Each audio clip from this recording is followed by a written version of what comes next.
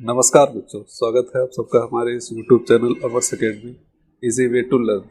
बच्चों, ये आज जो हम लोगों का सीरीज़ है, यहाँ पे हम लोग साइंस पढ़ने जा रहे हैं। और ये क्लास 10th जो लोग CBSE बोर्ड से हैं, यूपी बोर्ड से हैं, जिनका सब्जेक्ट साइंस है, और साइंस का जो सबसे अच्छा टॉपिक है जिसमें बहुत सारे स्टूडेंट्स को प्रॉब्लम होती है, ये टॉपिक इलेक्ट्रिसिटी ये कवर करने वाले हैं। इलेक्ट्रिसिटी चैप्टर जो है ये हमारे फिजिक्स जो है साइंस है क्लास 10th की साइंस का एक चैप्टर, और उस चैप्टर को हम लोग दो पार्ट में लेके चलेंगे। जिसका पहला पार्ट ये आज हम है लेके चल रहे हैं, पार्ट फर्स्ट जो है।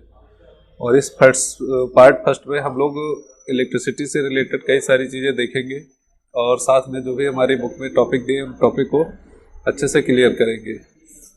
और इस वीडियो में लगभग जो लोग इंग्लिश मीडियम के हैं, जो स्टूडेंट्स इंग्लिश मीडियम से हैं, उन लोगों के लिए स्पेशली ये वीडियो बनाया जा रहा है।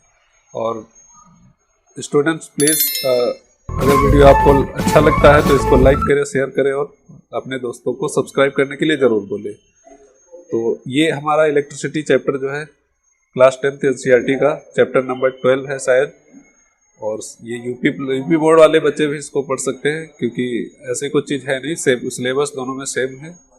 बस थोड़ा सा नोट्स जो होंगे वो आपको यहाँ पे इंग्लिश में मिलने वाले हैं। बाकी अगर यूपी बोर्ड के बच्चे हैं तो उनको इंग्लिश में ज़रूरत पड़ती है। फिलहाल यहाँ पे जो लोग इंग्लिश मीडियम के, उनके लिए ज़्यादा इंपॉर्टेंस होने वाली है, ज़्यादा अच्छा वीडियो होने वाला है। तो इसी के साथ अपने वीडियो में आगे बढ़ते हैं। चलिए शुरू करते हैं आज का अपना चैप्टर नंबर 12 है। इस चैप्टर का नाम है बच्चों इलेक्ट्रिसिटी।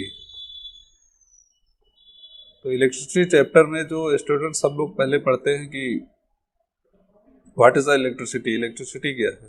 तो इलेक्ट्रिसिटी से रिलेटेड चीज़ें देखेंगे। जैसे बुक में जो बहुत सारी थ्योरी दे रखी है वो आप पढ़ सकते हैं। बाकी यहाँ पे जो नॉर्मल सा मैंने लिख रखा है, think life without electricity in this modern society. मतलब विदाउट इलेक्ट्रिसिटी कैसा होगा हमारा जो समाज है, हमारी सोसाइटी है, कैसी होगी। It is possible to survive without electricity energy in world technology. मतलब आज के इस टाइम पे क्या होता है कि बिना टेक्नोलॉजी के, बिना मोबाइल के, बिना फ़ोन के, बिना लाइट के, बिना फ्रिज पंखे, विदाउट हमारा सर्वाइव करना बड़ा मुश्किल रहता है। कि आजकल सारी चीज़ें हमको अवेलेबल हैं, तो ये सब जो भी इलेक्ट्रिसिटी रिलेटेड चीज़ें हैं, इन सब पे हम लोगों को बहुत डिपेंड है, सब बहुत डिपेंड है। जैसे मोबाइल फ़ोन होता है, आजकल के मॉडर्न में क्या होता है कि अभी देखिए ऑनलाइन पढ़ाई के लिए आपको एक मोबाइल फ़ोन की ज़रूरत पड़ती, स्मार्टफोन की ज़रूरत पड़ती है। तो स्मार्टफोन किस पे वर्क करता है? तो इलेक्ट्रिसिटी पे वर्क करता है। गर्मियों में आपको पंखे या फैंस की ज़रूरत पड़ती है, तो वो भी किस पे वर्क करता है? इलेक्ट्रिसिटी पे वर्क करता है। तो विदाउट इलेक्ट्रिसिटी इम्पॉसिबल है टू सर्वाइव करना। इम्पॉसिबल नहीं कर सकते, लेकिन थोड़ा सा मुश्किल ज़रूर है। यही सारी चीज़ें इसमें लिखी हैं। तो हम इलेक्ट्रिसिटी की दुनिया है, इलेक्ट्रिसिटी जो भी है, इसके बारे में जानेंगे, क्या होती है, कैसे बनती है, और इसका यूज हम कहाँ कहाँ करते हैं, और इससे चीज़ें रिलेटेड सारी चीज़ें समझेंगे। तो first we read with charge.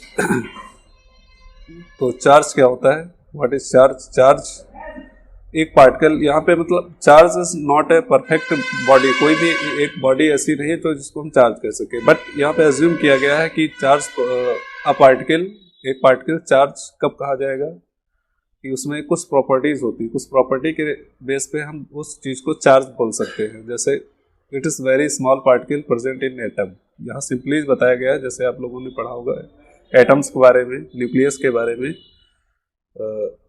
present in an atom it can be either negative electrons, negative charge electrons और positive protons।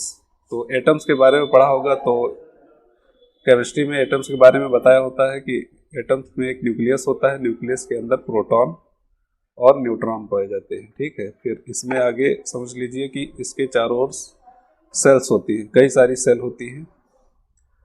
तो उन सेल में क्या होता है स्टूडेंट्स, यहाँ पे इलेक्ट्रॉन्स जो होते हैं ये मूव करते हैं, इसके चारों इलेक्ट्रॉन्स राउंड वे में मूव करते हैं। तो इलेक्ट्रॉन्स जो इसके सेल्स में रिप्रेजेंट है, इन इलेक्ट्रॉन्स पे कैसा चार्ज होता है, कैसा चार्ज है, ये तो इलेक्ट्रॉन्स पे बच्चों क्या होता है, नेगेटिव चार्ज होता है। और न्यूक्लियस के अंदर जो प्रोटॉन है और न्यूट्रॉन है, प्रोटॉन्स पे पॉजिटिव चार्ज बोला गया है, और न्यूट्रॉन्स जो होता है वो बच्चों ये हमारा न्यूट्रल होता है। न्यूट्रॉन पे कोई चार्ज नहीं होता है, न्यूट्रल, इसीलिए नाम ही न्यूट्रल दे रखा है।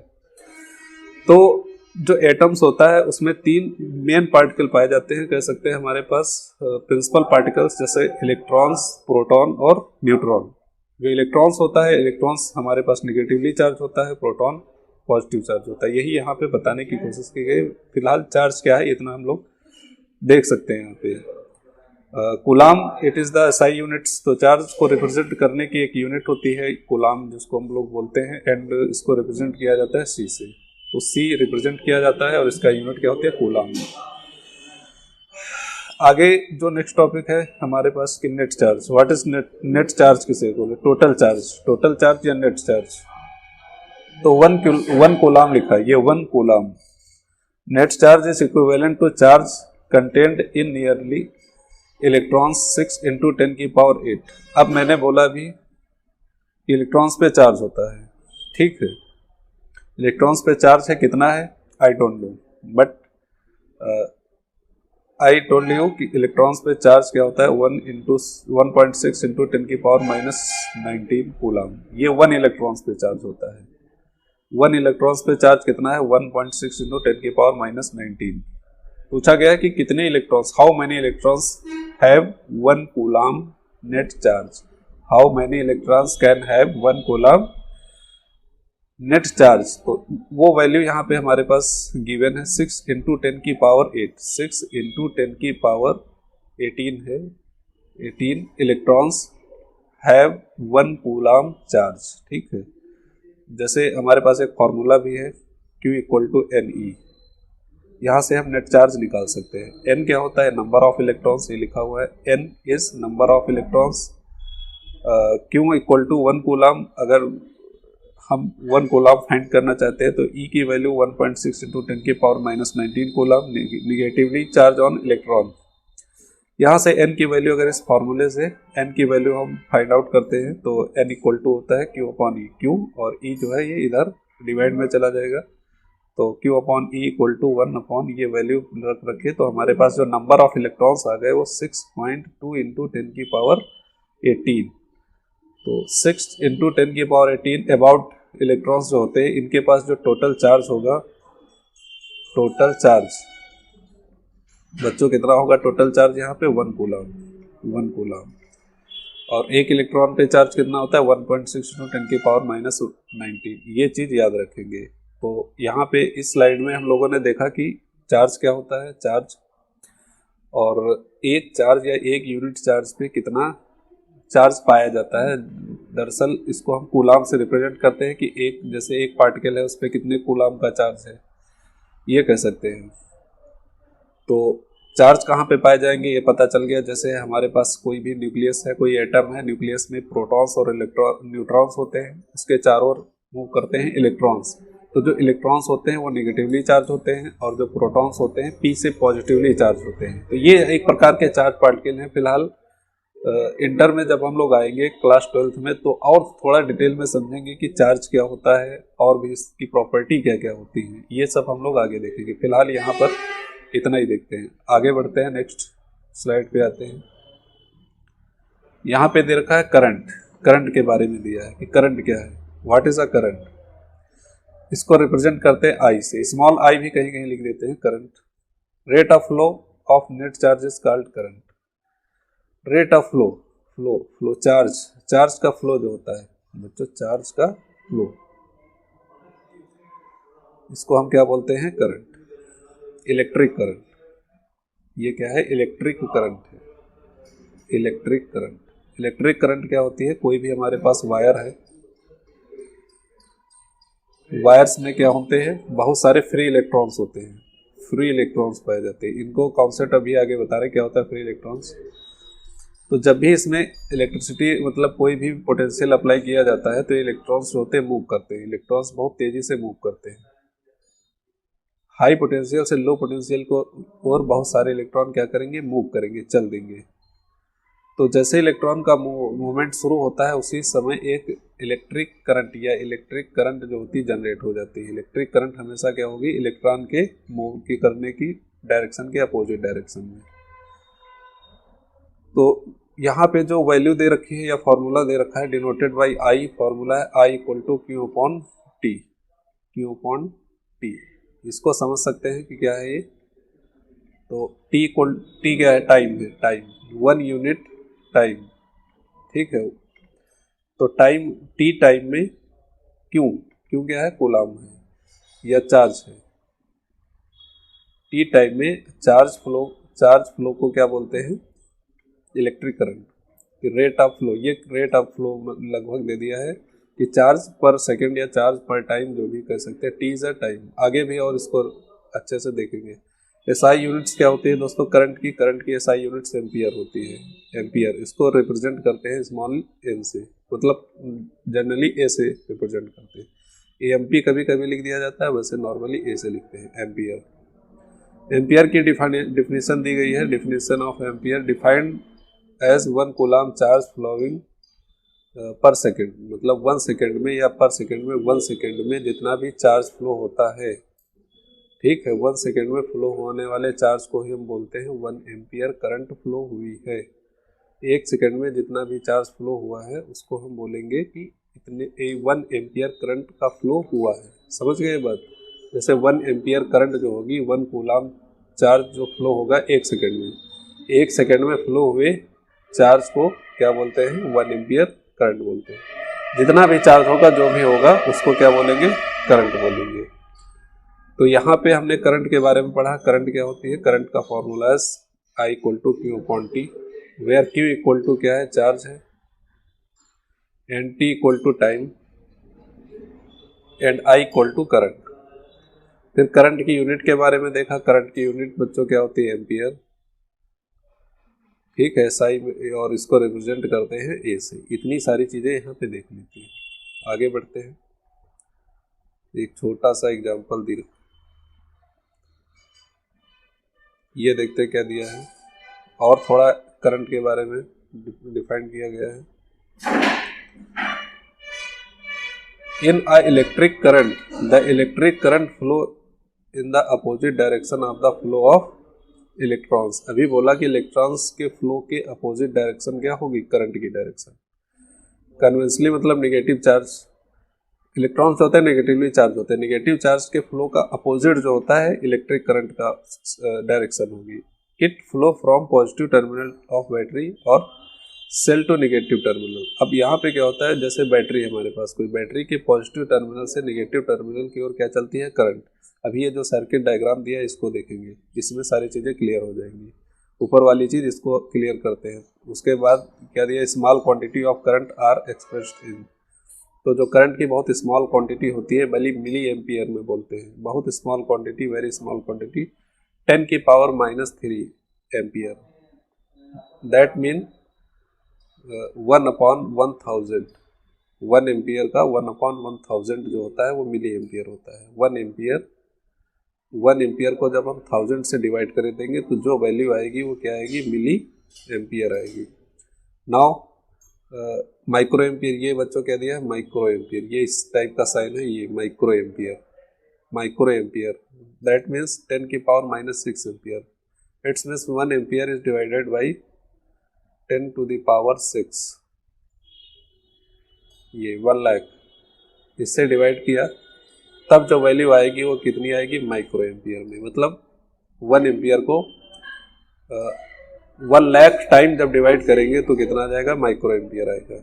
नाउ एमीटर बोले, ammeter, what is ammeter, ammeter is a instrument, this is a instrument, क्या है, instrument, electric instrument used to measure the electric current in a circuit. So this is a instrument which used measurement the electric current in a circuit. It is always connected in the series current circuit. series, अभी देखते हैं series और parallel combination क्या होता है। It is represented bye symbol, ये इसका symbol है एम्पियर मीटर का, बीच में ए लिखा हुआ है। इन electric circuit it has low resistance. अब यहाँ से क्वेश्चन मिलता है कि जो हमारा एमीटर होता है, एमीटर, इसका रेजिस्टेंस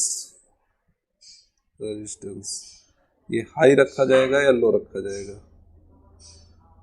तो ये पॉइंट यहाँ से याद रखेंगे, जो एमीटर होता है, ammeter have very low resistance, ammeter have very low resistance. Okay, now this is a electric circuit, it is a closed path along the which is electric current flow. It is a closed path along which an electric current, circuit क्या होता है, एक closed path होगा जिसके through क्या होगी, electric current क्या होगी, फ्लो होगी। अब यहाँ पे देख रहे होंगे बैटरी लिखा हुआ है, बैटरी हैविंग 3 सेल्स, एक सेल्स 1 सेल को रिप्रेजेंट करते हैं इस टाइप से।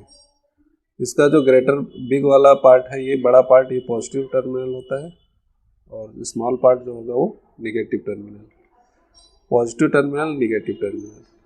अब देखते हैं कि जब एक से ज़्यादा सेल कनेक्ट करते हैं, तो जैसे ये पॉजिटिव टर्मिनल है, 2 सेल है हमारे पास, 2 को कनेक्ट करना है, ये निगेटिव टर्मिनल है, तो निगेटिव वाले से पॉजिटिव टर्मिनल कनेक्ट करेंगे, फिर निगेटिव वाले से पॉजिटिव टर्मिनल, इस टाइप से सेल को कनेक्ट किया जाता है। तो इधर पॉजिटिव टर्मिनल दे रखा है, इधर माइनस निगेटिव टर्मिनल है। अब इलेक्ट्रॉन्स की बात आई, क्योंकि इलेक्ट्रॉन्स को फ्लो क्या होता है, हमारे पास इलेक्ट्रिक करंट देता है। इलेक्ट्रॉन्स फ्लो, जैसा हमने ऊपर पढ़ा कि इलेक्ट्रॉन्स का फ्लो जो होगा वो इलेक्ट्रिक करंट देगा। तो इलेक्ट्रॉन्स फ्लो करेंगे negative terminal to positive terminal, इस टाइप से इलेक्ट्रॉन्स का फ्लो होगा। ये सारे इलेक्ट्रॉन्स ऐसे जाएंगे पॉजिटिव टर्मिनल की साइड में। अब जो इलेक्ट्रिक करंट होगी आई, इसका फ्लो होगा positive terminal to negative terminal, ये करंट का फ्लो है। करंट हमेशा कैसे चलेगी, positive to negative terminal, electrons हमेशा निगेटिव टू पॉजिटिव टर्मिनल, क्योंकि इलेक्ट्रॉन्स इज निगेटिव ही है, तो निगेटिव टर्मिनल पे ही मिलते हैं। सेम थिंग्स यहाँ पे लिखी है कि in an electric circuit the electric current flow in the opposite direction of the flow of electrons, electron के फ्लो का अपोजिट डायरेक्शन करंट फ्लो होगी। Conventionally it flow from positive terminal to positive terminal of battery और cell to negative terminal, positive terminal से negative terminal की ओर।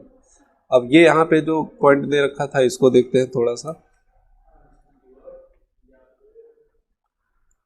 ये हमारे पास ammeter दे रखा है, एमीटर को देखते हैं सीरीज वे में इसको कनेक्ट किया गया है, सीरीज वे में, और इसका रेजिस्टेंस क्या होगा, वेरी लो होगा। रेजिस्टेंस अगर हाई होगा तो करंट जो हम रिक्वायर्ड करंट है इस बल्ब को, वो लो पड़ जाएगी। अगर इसका रेजिस्टेंस हाई कर देंगे तो रिक्वायर्ड करंट जो होगी इस बल्ब के लिए वो क्या हो जाएगी, लो। इसलिए वेरी लो रेजिस्टेंस रखा जाता है, जिससे रिक्वायर्ड करंट जो है ये पूरी की पूरी इस बल्ब के पास या जो भी इंस्ट्रूमेंट है उसके पास पहुंच सके। तो यहाँ से क्या होता है कि ये एमीटर क्या होगा, हमको इसकी वैल्यू देगा कि कितने एम्पियर की करंट इसमें फ्लो हो रही है। एमीटर क्या करता है, ये वैल्यू देगा करंट की value. Ammeter is instrument use to measure the electric current of a circuit, ठीक है। ये सर्किट की इलेक्ट्रिक करंट को वैल्यू मेजर करने के लिए यूज किया जाता है। ये क्या है, बल्ब है, उसके बाद यहाँ पे एक स्विच लगा हुआ है की, और बाकी ये बैटरी, इसको हम देख चुके हैं। यहाँ पे देखते हैं the arrow show direction of the electric current in the circuit, और in this circuit ammeter is a connected in series. तो ये पॉइंट दो याद रखेंगे, एरो जो होगा इलेक्ट्रिक करंट को शो कर रहा है, और यहाँ पे एमीटर जो है वो इलेक्ट्रिक करंट होगी।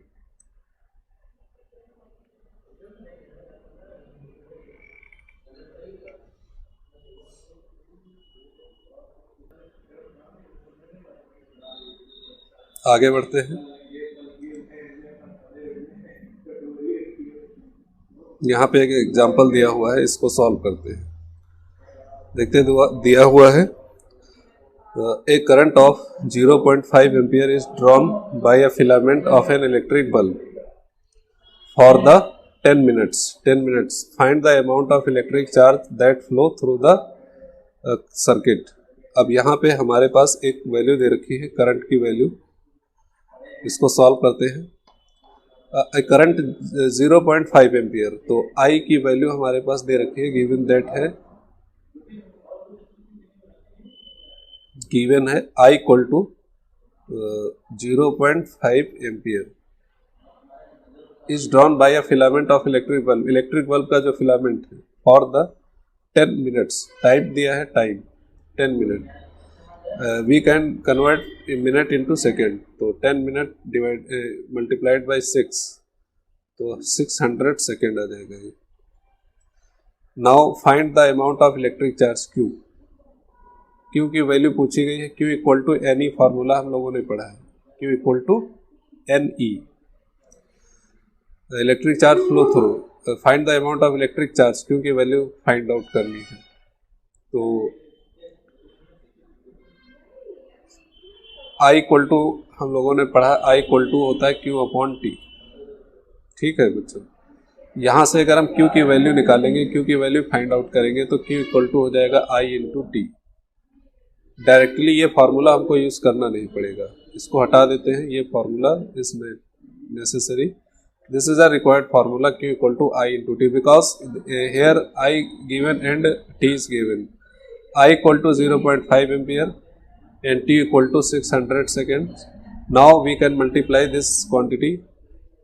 That first we can 530 or 10, तो 300 कूलाम, ये क्यों की वैल्यू आ जाती है। This is a required answer because here we find out amount of electric charge Q 300 coulombs, ये इसका राइट आंसर होगा।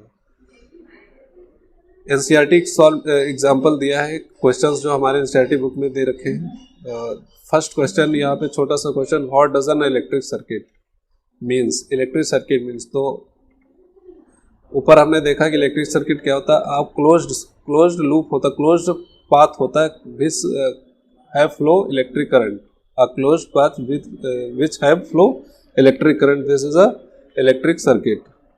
Defined the unit of current, defined the unit of current. Current की यूनिट हम लोगों ने बच्चों ने देखा एम्पियर, करंट की यूनिट बच्चों क्या होती है, ampere. Now next question, question number 3 की calculate the number of electron consulting 1 coulomb of charge. तो this question already solve above because we have find out 6 into 10 की power 18 electrons have 1 coulomb charge. ये unit coulomb charge, unit coulomb charge. ठीक है बच्चों, तो 6 into 10 की power 18, 6.2 करके कुछ 18 इलेक्ट्रॉन्स हैव 1 कूलम चार्ज। तो 1 कूलम चार्ज पूछा गया है कि calculate the number of electrons constituting 1 coulomb charge. तो now we can find out already 6 into 10 की power 18 electrons. Now we next question बढ़ते हैं आगे। Next lies here is a theoretical part of your book in class 10th NCERT. यहाँ पे given that है, मतलब we flow of charge inside a wire. ये हम लोगों के लिए एक्स्ट्रा नॉलेज के लिए दिया होता है, फिलहाल इसका कोई हमारे सिलेबस से काम नहीं, लेकिन फिर भी नॉलेज के लिए इसको हम थोड़ा सा देख लेते हैं। व्हाट इज, इसमें क्या दिया है। Now here is how does metal conduct electricity, मतलब कोई भी मेटल है वो इलेक्ट्रिसिटी का फ्लो या कंडक्ट कैसे करता है। तो इलेक्ट्रिसिटी का फ्लो या कंडक्ट करने का एक सिंपल सा मेथड होता है कि कोई भी वायर होता है, वायर के अंदर कोई भी मेटल होगा या वायर होगा तो इसके अंदर फ्री इलेक्ट्रॉन्स होते हैं। अब फ्री इलेक्ट्रॉन्स क्या होते हैं, तो बच्चों ये जो मेटल्स होते हैं ये ऐसे एलिमेंट हैं हमारी पीरियोडिक टेबल में जिसके पास मैनी नंबर्स ऑफ इलेक्ट्रॉन्स, ज़्यादा इलेक्ट्रॉन्स होते हैं। और ये इलेक्ट्रॉन्स होते हैं फ्री मूव कर सकते हैं, फ्रीली क्या हो सकते हैं, मूव कर सकते हैं वन प्लेस तो अनदर प्लेस। तो ये electrons is a very very very very टिनी particle, very small particle. और एटम्स जो होते हैं, एटम्स ये भी वेरी स्मॉल पार्टिकल हैं। तो एटम्स होते हैं वेरी स्मॉल पार्टिकल और एटम से मिलकर हमारे पास क्या बनता है, पूरा मेटल बना हुआ है। अब ये जो छोटा फ्री इलेक्ट्रॉन्स है, ये इसके लिए जो वायर है वो इसका घर है। तो क्योंकि वायर के अंदर ही तो फ्री इलेक्ट्रॉन्स रहेगा, बाहर तो रहेगा नहीं, तो ये घर है वायर इसका। अब घर में ये कैसे रहता है, इसका सिंपल सा हम लोग देख सकते हैं। जैसे हम लोग क्या करते हैं कि अपने रूम में कैसे रहते हैं, आराम से फ्री मूव कर सकते हैं, कोई प्रॉब्लम होती है हमको, नहीं होती है। लेकिन हमारे चारों ओर क्या है, गैस, एयर है, लेकिन एयर से हमको कोई प्रॉब्लम नहीं है।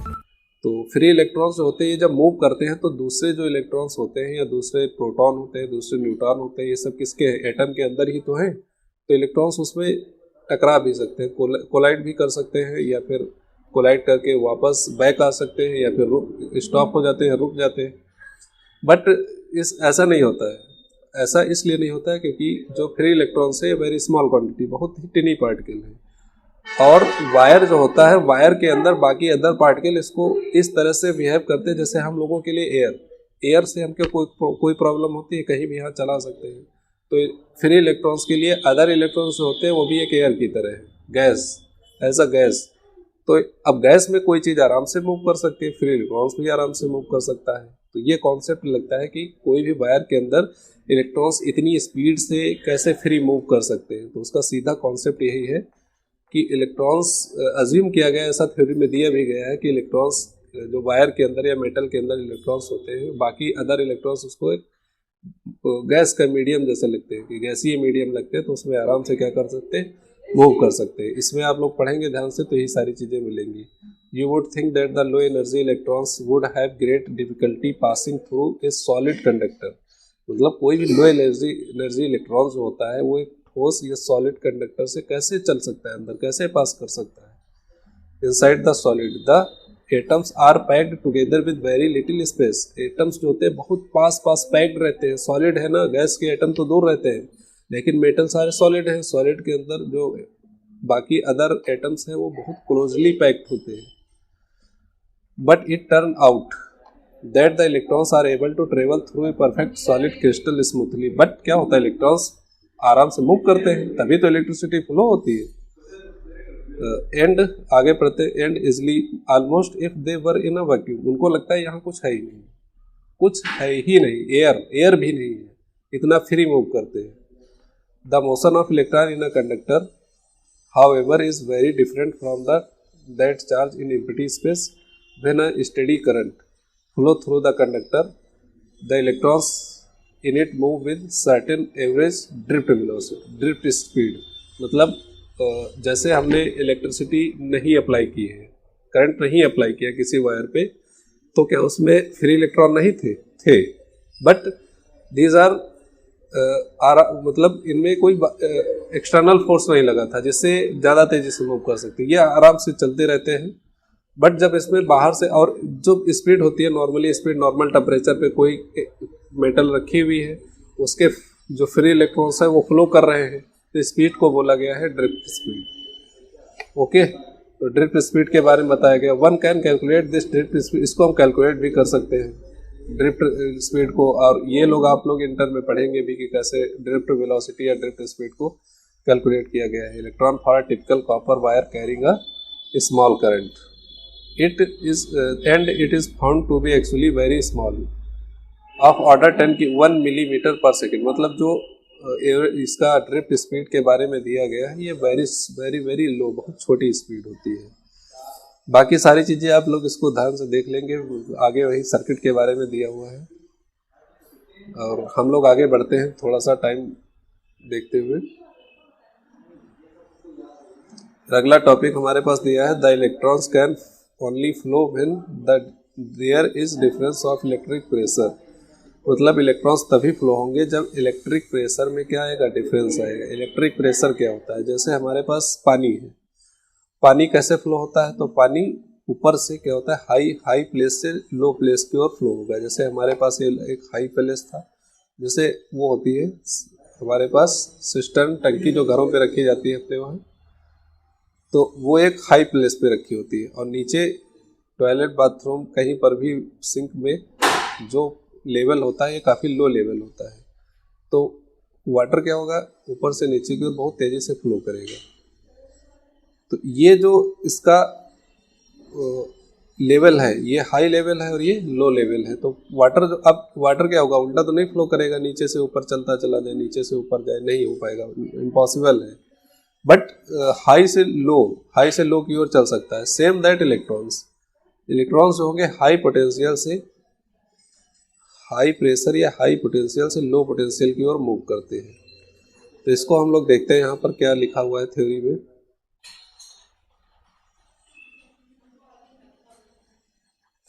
दिया for example water flowing through a tube, मतलब कोई भी ट्यूब के थ्रू एक वाटर फ्लो हो रहा है। It is only possible when high pressure at one side and low pressure other side, एक तरफ से हाई प्रेशर, अगर मान लो सेम लेवल पे वाटर रखा है तो इधर से हमको मोटर के द्वारा पानी पे प्रेशर, वाटर में प्रेशर लगाना पड़ेगा, तब जाके प्रेशर के द्वारा पानी खिसक के जो होगा इधर आएगा, इस साइड में निकलेगा प्रेशर के द्वारा। Here it is only possible when there high pressure at one side, मतलब एक साइड पे high pressure and second side पे अनदर साइड पे low pressure at another side, then it will move from high pressure to low pressure, then water is moved from high pressure to low pressure. In case of electric current, the flow of charge is made possible due to chemical action with the cell that generates the potential difference across the terminal of the cell. मतलब जो हमारे पास electric sales होते हैं इनमें जो chemical होता है, chemically वो एक ऐसी सिचुएशन डेवलप करते हैं जिससे कि एक जगह पे हाई प्रेशर और एक जगह पे लो प्रेशर या लो वोल्टेज या लो पोटेंशियल क्रिएट हो। ऐसा इसलिए होता है क्योंकि जिससे इलेक्ट्रॉन्स का फ्लो बन सके। अगर हमारे पास high potential low potential create नहीं होता है तो cell is not work, cell work नहीं करेगा, सेल बेकार हो जाएगा, क्योंकि इलेक्ट्रॉन्स फ्लो नहीं होगा जब तक, तब तक क्या होगा, उसमें इलेक्ट्रिसिटी नहीं आएगी। नेक्स्ट पॉइंट दिया है इलेक्ट्रिक पोटेंशियल डिफरेंस क्या होता है। Electric potential difference it is defined as the work done carrying a unit charge from one point to another between two points of electric circuit. मतलब कहने का ये है हमारे पास we think a cell and a bulb connected with a circuit, it is a complete circuit. ये positive terminal negative terminal. A unit charge, देखिए क्या लिखा है, unit charge from one point to another between two points of an electric circuit. ये यहाँ से एक electrons निकलता है, वन यूनिट चार्ज निकलता है। चार्ज बहुत सारे इलेक्ट्रॉन्स हैं लेकिन उसको हम एक यूनिट चार्ज अभी अज्यूम करेंगे। वन यूनिट चार्ज निकला, ये चार्ज पूरे सर्किट में ऐसे ऐसे चलेगा, पूरे फिलामेंट में भी दौड़ेगा, फिर वापस ऐसे मूव करके and finally we get here positive terminal. अब क्या हुआ, इस चार्ज को किसने चलाया, कोई तो एनर्जी होगी, कोई तो फोर्स होगा, कोई तो चीज होगी जो इस चार्ज को इस टर्मिनल से ले करके इस टर्मिनल तक पहुंच गया है। वो जो एनर्जी है उसी को दोस्तों हम क्या बोलते हैं, पोटेंशियल डिफरेंस। तो पोटेंशियल डिफरेंस को डिफाइंड कैसे किया गया है, ये है कि it is defined the work done, जो भी वर्क करना पड़ रहा है, work done to carrying a unit charge from one point to another point in a electric circuit. एक पॉइंट से दूसरे पॉइंट तक चार्ज फ्लो करने में जो भी हमको वर्क करना पड़ रहा है बैटरी के द्वारा, ये वर्क डन क्या कहलाएगा, हमारे पास पोटेंशियल डिफरेंस कहलाता है। तो W equal to V equal to Q upon W by Q, where W is a work, V is a potential difference, Q is a net charge. तो V equal to W upon Q। तो Q charge को flow करने में W work किया जाता है, इसको बोलते हैं हम लोग potential difference. SI unit of potential difference volts represented by V।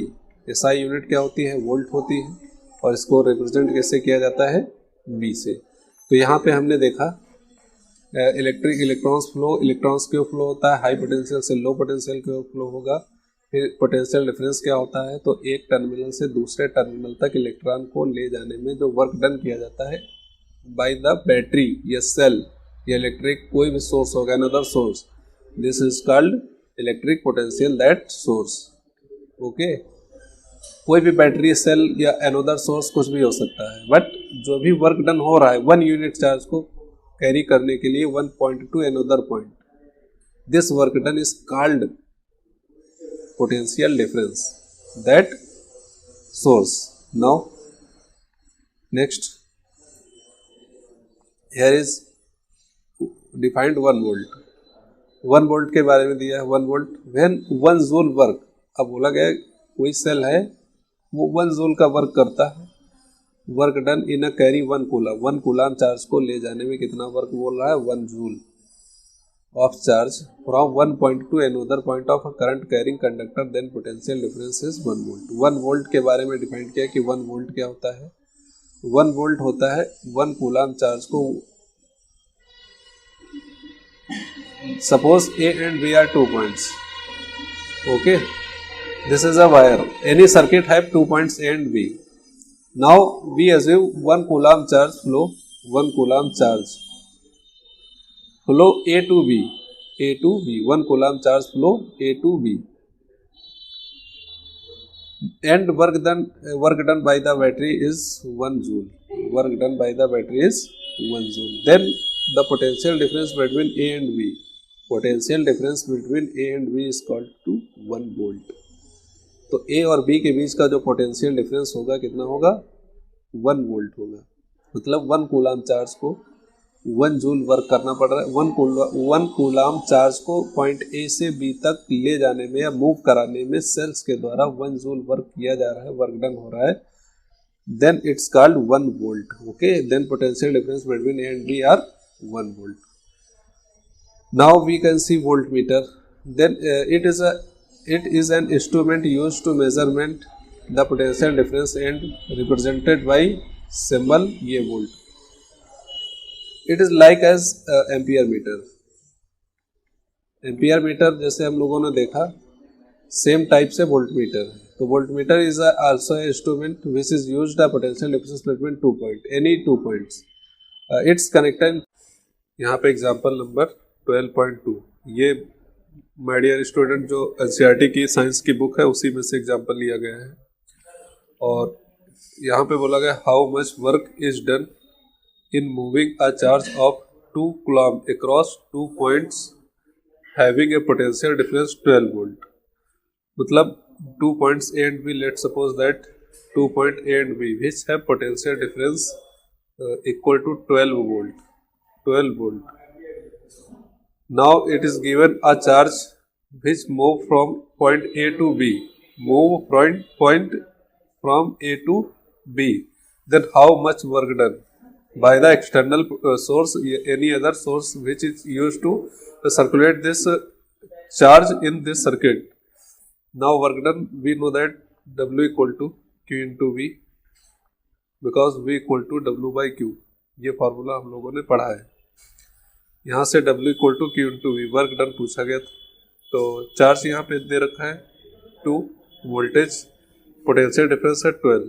तो 12 into 2 24 joule. This is a right answer, 24 joule. How much work done is doing moving charge 2 coulomb across 2 points having a potential difference 12 volt. Then it's work done equal to 24 joules. Next question पे आते हैं.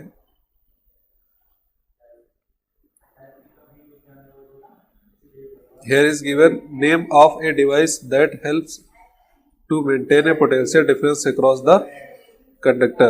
ये device के बारे में पूछा गया है जो पोटेंशियल डिफरेंस को मेंटेन करने के लिए यूज्ड होती है. तो पोटेंशियल डिफरेंस का मेंटेन करने के लिए एक रेगुलेटर होता है बच्चों, रेगुलेटर जो इलेक्ट्रिक करंट और पोटेंशियल डिफरेंस ये सारी चीज़ों को यूज़ कर मतलब कंट्रोल करने के लिए इसका यूज़ किया जाता है. Next, What is mean by saying that the potential difference between 2 points 1 volt. इसको ऑलरेडी हम लोग ऊपर डिस्कस कर चुके हैं कि 1 वोल्ट पोटेंशियल कब होगा. तो potential difference equal to 1 volt when 1 coulomb charge carry 1 point to another point and work done for moving this charge equal to 1 joule. तो 1 जूल किसी भी 1 कूलम चार्ज को एक पॉइंट से दूसरे पॉइंट तक ले जाने में जब 1 जूल वर्क करना पड़ेगा. This is defined here potential difference equal to 1 volt. Let suppose two point A and B which have potential difference 1 volt. हम suppose that a charge Q equal to 1 coulomb. It's charge move from A to B, then work done by the force, external force is 1 joule. Then potential difference between A and B is equal to 1 volt. Here is second answer. इसका ये जो concept है ये right answer रहेगा. Question number 3 यहाँ पे देखा how much energy is given to each coulomb of charge passing through a 6 volt battery. यहाँ पे हमसे पूछा गया है कि 1 coulomb charge, each coulomb charge means 1 coulomb charge. Work done पूछा गया है 6 volt battery. How much energy equal to work done. Here energy equal to E energy बोलेंगे या वर्क डन, ये दोनों सेम चीज है. Q इंटू वी, चार्ज कितना each coulomb means 1 coulomb, potential difference and voltage equal to 6 volt. Then 6 1 जा 6 joule. Here it is energy to moving one each coulomb charge move from A point to B point which है potential difference 6 volt. आगे बढ़ते हैं।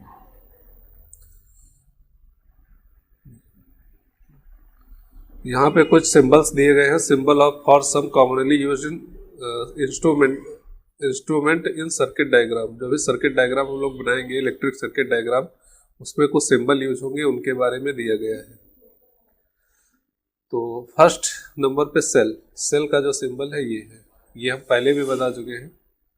2 line से denote किया जाता है। जो बड़ी लाइन है, ये बड़ी लाइन, इसको पॉजिटिव, ये पॉजिटिव टर्मिनल है, और स्मॉल जो लाइन है नेगेटिव टर्मिनल है। अब numbers of cells is combined each other with this sense, this is called battery. Plus minus plus minus plus minus, मतलब एक से ज़्यादा सेल जब कंबाइंड कर दिए जाएंगे तो वहाँ पे क्या बन के तैयार हो जाएगी हमारी बैटरी। की स्विच, स्विच को डिनोट करते हैं दिस सिंबल से। 2 सिंबल्स है यहाँ पे। ओपन, ओपन की है यहाँ पे, देखिए बीच में कुछ भी नहीं दिया है, और यहाँ पे स्पेस खाली है, इसका मतलब ये ओपन की है। एंड 4th नंबर पे दिया है की क्लोज्ड। क्लोज्ड की को कैसे रिप्रेजेंट करते हैं, इस टाइप से, देखिए बीच में काला काला पॉइंट दे रखा है, बाकी ये एक सिंबल है। तो ये फिर या फिर ये दोनों क्या होंगे, टच होंगे। तो की अगर क्लोज्ड की है तो यहाँ पे इसको ऐसे रिप्रेजेंट करेंगे। ओपन की को खुला रिप्रेजेंट करते हैं। जॉइंट वायर, ये जंक्शन के लिए दिया गया है कि कोई 2 वायर 3 वायर है जिस पॉइंट में जॉइंट होते हैं। यहाँ पे क्या है, एक जॉइंट है।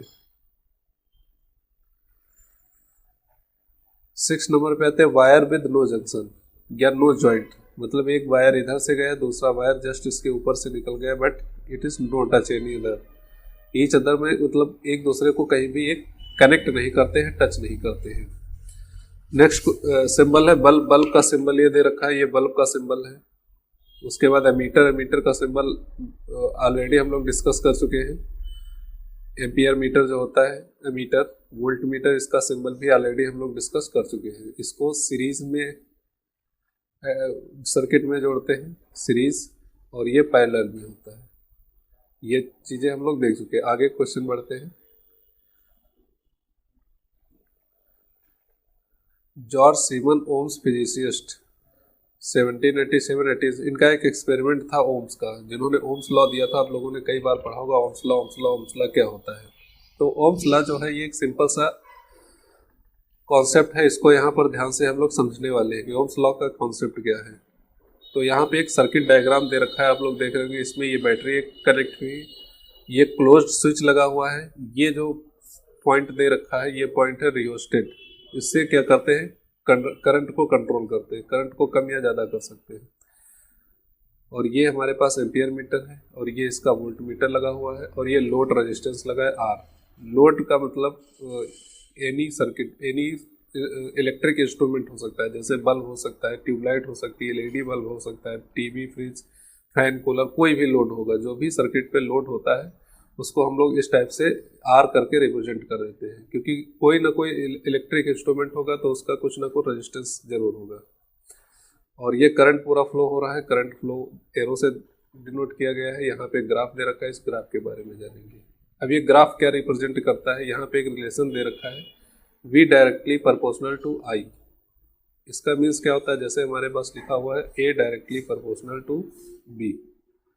इसका मीन्स ये है कि अगर B की क्वांटिटी, B इंक्रीज करेगा, B क्वांटिटी इंक्रीज करेगी तो A क्वांटिटी भी इंक्रीज करेगी।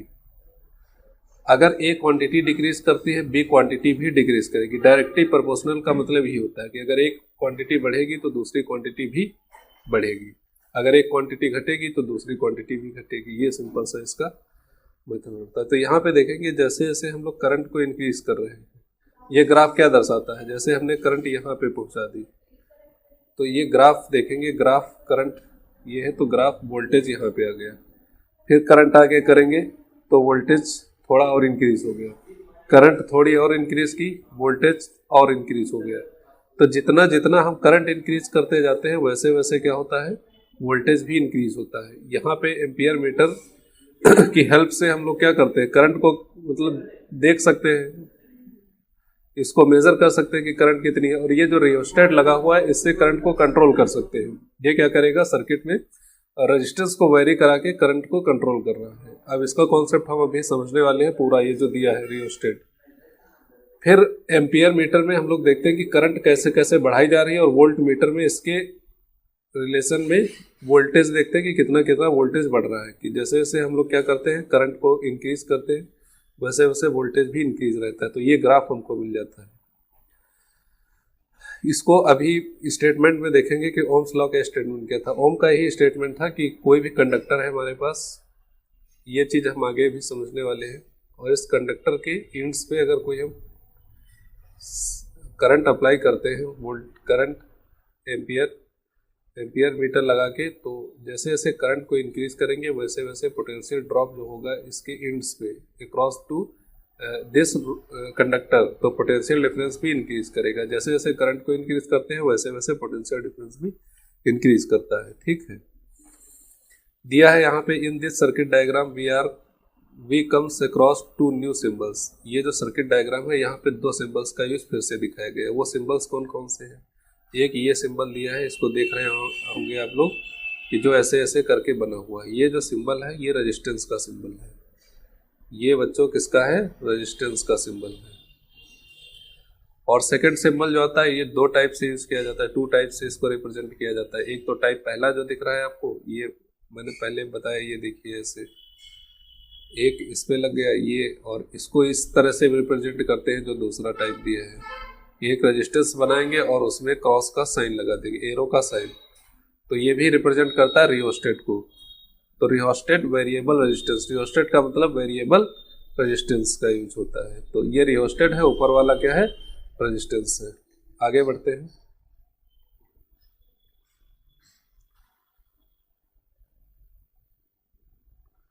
इसमें रियोस्टेट के बारे में दे रखा है, यहाँ पे ओम्स लॉ को स्टेटमेंट दे रखा है, ये पहले देखते हैं। ओम्स लॉ, तो ही states that the electric current flowing through a conductor is directly proportional to the potential difference across its end provided the temperature remain constant. मतलब कोई भी कंडक्टर है अगर उसका टेम्परेचर हम कांस्टेंट रखते हैं, तो जैसे जैसे इलेक्ट्रिक करंट अप्लाई करेंगे इंक्रीज करेंगे वैसे वैसे उसके इंड के अक्रॉस जो पोटेंशियल ड्रॉप होगा वैसे वो भी इंक्रीज करेगा। पोटेंशियल ड्रॉप जो होगा, पोटेंशियल डिफरेंस कह सकते हैं, वो भी क्या करेगा, इंक्रीज करेगा। तो यहाँ पे V directly proportional to R कहने का मतलब कोई भी हमारे पास कंडक्टर है और इसमें हम लोग थोड़ा हल्की सी करंट को लगाते हैं, और करंट जैसे जैसे इंक्रीज करेंगे तो पोटेंशियल ड्रॉप जो होगा दिस कंडक्टर के अक्रॉस वो भी क्या करेगा, इंक्रीज करेगा। तो यहाँ से प्रोपोर्शनल का साइन हटाते हैं, तो प्रोपोर्शनल का साइन हटाने पे एक कांस्टेंट आ जाता है जिसको हम लोग क्या कहते हैं, R।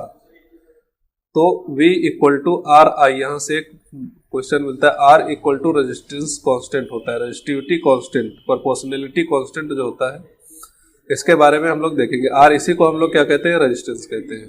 रेजिस्टेंस होता क्या है इसको भी हम अभी समझेंगे आगे। फिलहाल यहाँ पे ओम्स लॉ जो बोलता है इसके बारे में पूरा क्लियर कर लेते हैं। ओम्स लॉ यही बोलता है कि जब भी किसी कंडक्टर के अक्रॉस करंट को इंक्रीज किया जाएगा तो पोटेंशियल ड्रॉप उस कंडक्टर के अलोंग भी क्या होगा, धीरे धीरे इंक्रीज होगा, provided the temperature remain constant. मतलब जो वायर लगा है हमारे पास, कंडक्टर लगा है, उसका जो टेम्परेचर है वो कांस्टेंट होना चाहिए। और भी कई फिजिकल क्वांटिटी होती है जो कांस्टेंट रखी जाती है, उसको हम लोग आगे पढ़ेंगे इंटर में अगले क्लासों में। लेकिन फिलहाल यहाँ पे किसको कांस्टेंट माना गया है, टेम्परेचर। टेम्परेचर मेनली क्या होता है, टेम्परेचर कांस्टेंट होना चाहिए, वरना जो रेजिस्टेंस होगा वो वेरी करेगा। नेक्स्ट आगे बढ़ते हैं। Where R is the proportionality constant for the given metal at a temperature and is said to be resistance. इसको क्या बोलेंगे हम लोग, रेजिस्टेंस बोलेंगे। The graph between V and I is always straight line. तो V और I के बीच का जो ग्राफ होगा ये भी ऑलवेज क्या होगा, स्ट्रेट लाइन होगा। रेजिस्टेंस के बारे में लिखा है, it is property of the conductor that oppose the flow of a current, it is represented by R and symbol ये दिया है। मतलब रेजिस्टेंस के बारे में बताया गया है कि जो कंडक्टर होते हैं, वायर्स होते हैं, उनकी एक अपनी प्रॉपर्टी है। ये प्रॉपर्टी क्या करती है, जब भी उसमें हम लोग करंट फ्लो करते हैं उसका अपोज करती है। कोई भी कंडक्टर है, ये मान लो हमारे पास कंडक्टर एक दिख रहा होगा आपको, है नहीं कंडक्टर फिलहाल, ये पेन है। अगर ये कंडक्टर होता तो जब इसके क्रॉस हम लोग बैटरी लगाते, ठीक है, तो इसमें क्या होती, करंट चलती है, फ्री इलेक्ट्रॉन्स मूव करते। तो फ्री इलेक्ट्रॉन्स अगर मूव करते तो ऐसा तो नहीं फ्री इलेक्ट्रॉन्स के आगे कोई चीज है ही नहीं, उसमें भी अदर बहुत सारे एटम्स है, मॉलिक्यूल्स हैं और अदर इलेक्ट्रॉन्स हैं। तो ये फ्री इलेक्ट्रॉन्स क्या करते हैं, उन दूसरे वाले इलेक्ट्रॉनों से टकरा जाते हैं, कोलाइड कर जाते हैं, कोलिजन होता है। कोलिजन की वजह से क्या होता है, थोड़ा सा हल्का सा जो फ्री इलेक्ट्रॉन्स की वेलोसिटी होती है उन पे चेंजेस आते हैं। तो चेंजेस आने का मतलब क्या होगा, उनकी स्पीड कम पड़ जाएगी। स्पीड कम पड़ने का मतलब कि फ्री इलेक्ट्रॉन्स की संख्या भी कम पड़ सकती है। बहुत सारे फ्री इलेक्ट्रॉन्स कोलाइड करने के बाद क्या होंगे, रुक सकते हैं या उसका मोशन बंद हो सकता है। तो इलेक्ट्रिक करंट कुछ ना कुछ क्या होती है वहाँ पे डिक्रीज कर जाती है। तो ये क्या प्रॉपर्टी, ये क्या है, मेटल की है तो प्रॉपर्टी है जो करंट को प्रॉपर तरीके से चलने नहीं दे रहा है, करंट को प्रॉपर तरीके से चलने नहीं दे रहा है। ये जो मेटल की प्रॉपर्टी है, किसी भी मेटल की प्रॉपर्टी, इसको हम लोग क्या बोलते हैं, रेजिस्टेंस बोलते हैं। तो जिन मेटल में रेजिस्टेंस बहुत कम होता है उनमें इलेक्ट्रिक करंट जो होगा फ्लो वो बहुत अच्छा रहता है, और जिन मेटल्स का जो रेजिस्टेंस हाई होता है उनमें इलेक्ट्रिक करंट का फ्लो जो होगा वो वेरी लो होगा। इसको हम लोग आगे देखेंगे। अलग अलग इंस्ट्रूमेंट में अलग अलग टाइप के वायर यूज किए जाते हैं या अलग अलग रेजिस्टेंस के वायर यूज किए जाते हैं। इसको इससे रिप्रेजेंट करते हैं, SI unit of resistance equal to ohm. इसको जो सिंबल है इसका ये है। SI यूनिट क्या है दोस्तों, बच्चों इसकी क्या है, ओम है। नेक्स्ट 1 ओम इक्वल टू दिया गया है, the resistance of a conductor is said to be 1 ohm when the potential difference across the conductor is 1 volt and current flowing through it's 1 ampere.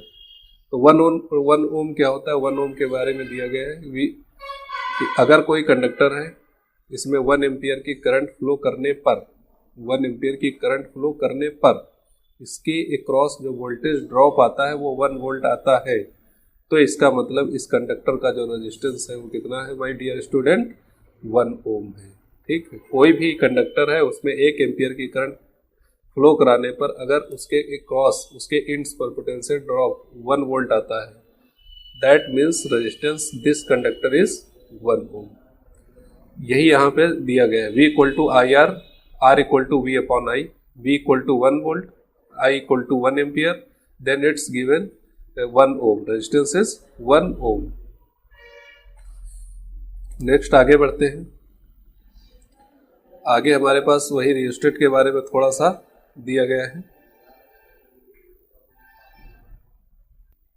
Rheostat के बारे में दिया गया है कि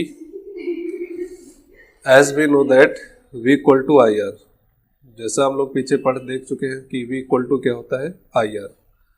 यहाँ से अगर हम I निकालते हैं, I इक्वल टू होता है, ये I है माय डियर स्टूडेंट, ये क्या है, I है। I equal to V upon R। यहाँ जो लिखा हुआ है so that the current through conductor resistance is inversely proportional to its resistance, ये बोला गया है जो भी किसी कंडक्टर में करंट फ्लो होती है वो रेजिस्टेंस के इनवर्सली प्रोपोर्शनल होती है। रेजिस्टेंस के क्या होती है बच्चों, इनवर्सली प्रोपोर्शनल होती है। इसका मतलब क्या होता है, इनवर्सली प्रोपोर्शनल का मतलब ये होता है जैसे दो क्वांटिटी मेरे पास है, A inversely proportional to B, ये अगर अपॉन में लिखा है तो इसको हम इनवर्सली प्रोपोर्शनल पढ़ेंगे।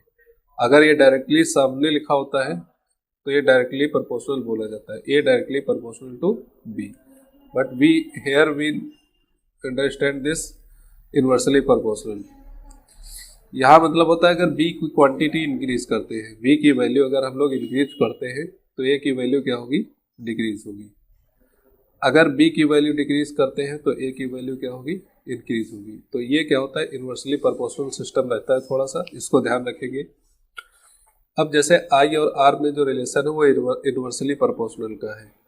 कहने का मतलब ये है कि अगर यहाँ से हम एक क्वांटिटी को इंक्रीज करते हैं, जैसे हमने रेजिस्टेंस को इंक्रीज किया, तो करंट जो होगी ये डिक्रीज हो जाएगी। कोई भी कंडक्टर वायर होगा उसका अगर रेजिस्टेंस ज़्यादा होगा, हाई होगा, इंक्रीज करोगे तो करंट फ्लो क्या हो जाएगा, उसमें कम हो जाएगा, डिक्रीज हो जाएगा। अगर रेजिस्टेंस लो करोगे, रेजिस्टेंस कम कर दोगे तो उसमें करंट का फ्लो तेज हो जाएगा।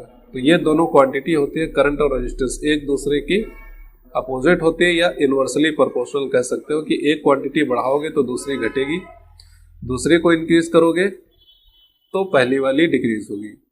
अगर रेजिस्टेंस इंक्रीज करते हैं तो करंट डिक्रीज होगी, अगर करंट मतलब रेजिस्टेंस को डिक्रीज करते हैं तो करंट फ्लो क्या होगा हमारे पास इंक्रीज होगा।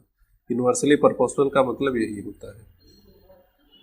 सो टू इंक्रीज और decrease the current accordingly in the circuit a component is used to called rheostat. अब बोला गया है कि किसी भी सर्किट में हम लोग करंट को इंक्रीज या डिक्रीज करने के लिए जिस इंस्ट्रूमेंट का यूज करते हैं उसी को हम लोग क्या बोलते हैं, रियोस्टेट बोलते हैं।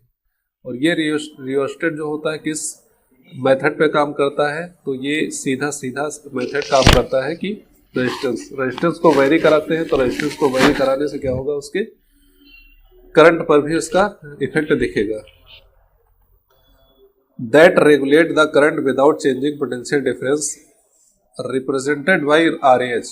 मतलब इसकी हेल्प से क्या कर सकते हैं कि हम पोटेंशियल डिफरेंस को घटाए बढ़ाए बिना करंट को घटा बढ़ा सकते हैं। Without changing in potential difference we can increase और decrease electric current in the circuit. Okay, its symbol is, ये सिंबल पहले भी हम लोग देख चुके हैं, दो सिंबल इसके। It a conductor has less resistance then more current will flow through।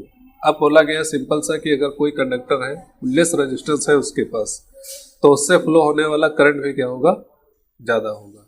It a conductor has less resistance then more current will be flow. अगर रेजिस्टेंस लो है तो करंट भी क्या होगी, ज्यादा फ्लो होगी। आगे देखते हैं, आगे यहाँ पे दे रखा है हमारे पास factor on which resistance of a conductor depends. ये बहुत इंपॉर्टेंट टॉपिक बनता है। यहाँ से जो है टॉपिक बहुत ही अच्छा टॉपिक होने वाला है, बहुत बेस्ट इंपॉर्टेंट टॉपिक बनता है। यहाँ पे बोला गया है, यहाँ पे सिंपल सा ये समझाने की कोशिश की गई है कि कोई भी कंडक्टर है, वायर है, उसका जो रेजिस्टेंस होता है किन फैक्टर्स पे डिपेंड करता है, वायर के किन फैक्टर्स पे डिपेंड करेगा। फर्स्ट ऑन इट्स लेंथ, इसके लेंथ पर, वायर के लेंथ पर। सेकंड बोला गया है on it's cross sectional area ए पर। थर्ड नंबर जो है on the nature of material, material कैसा है। मटेरियल, पहले मटेरियल की बात करते हैं। कई सारे मटेरियल हमारे पास होते हैं। कॉपर का वायर देखा होगा आपने, मेटल आयरन का वायर देखा होगा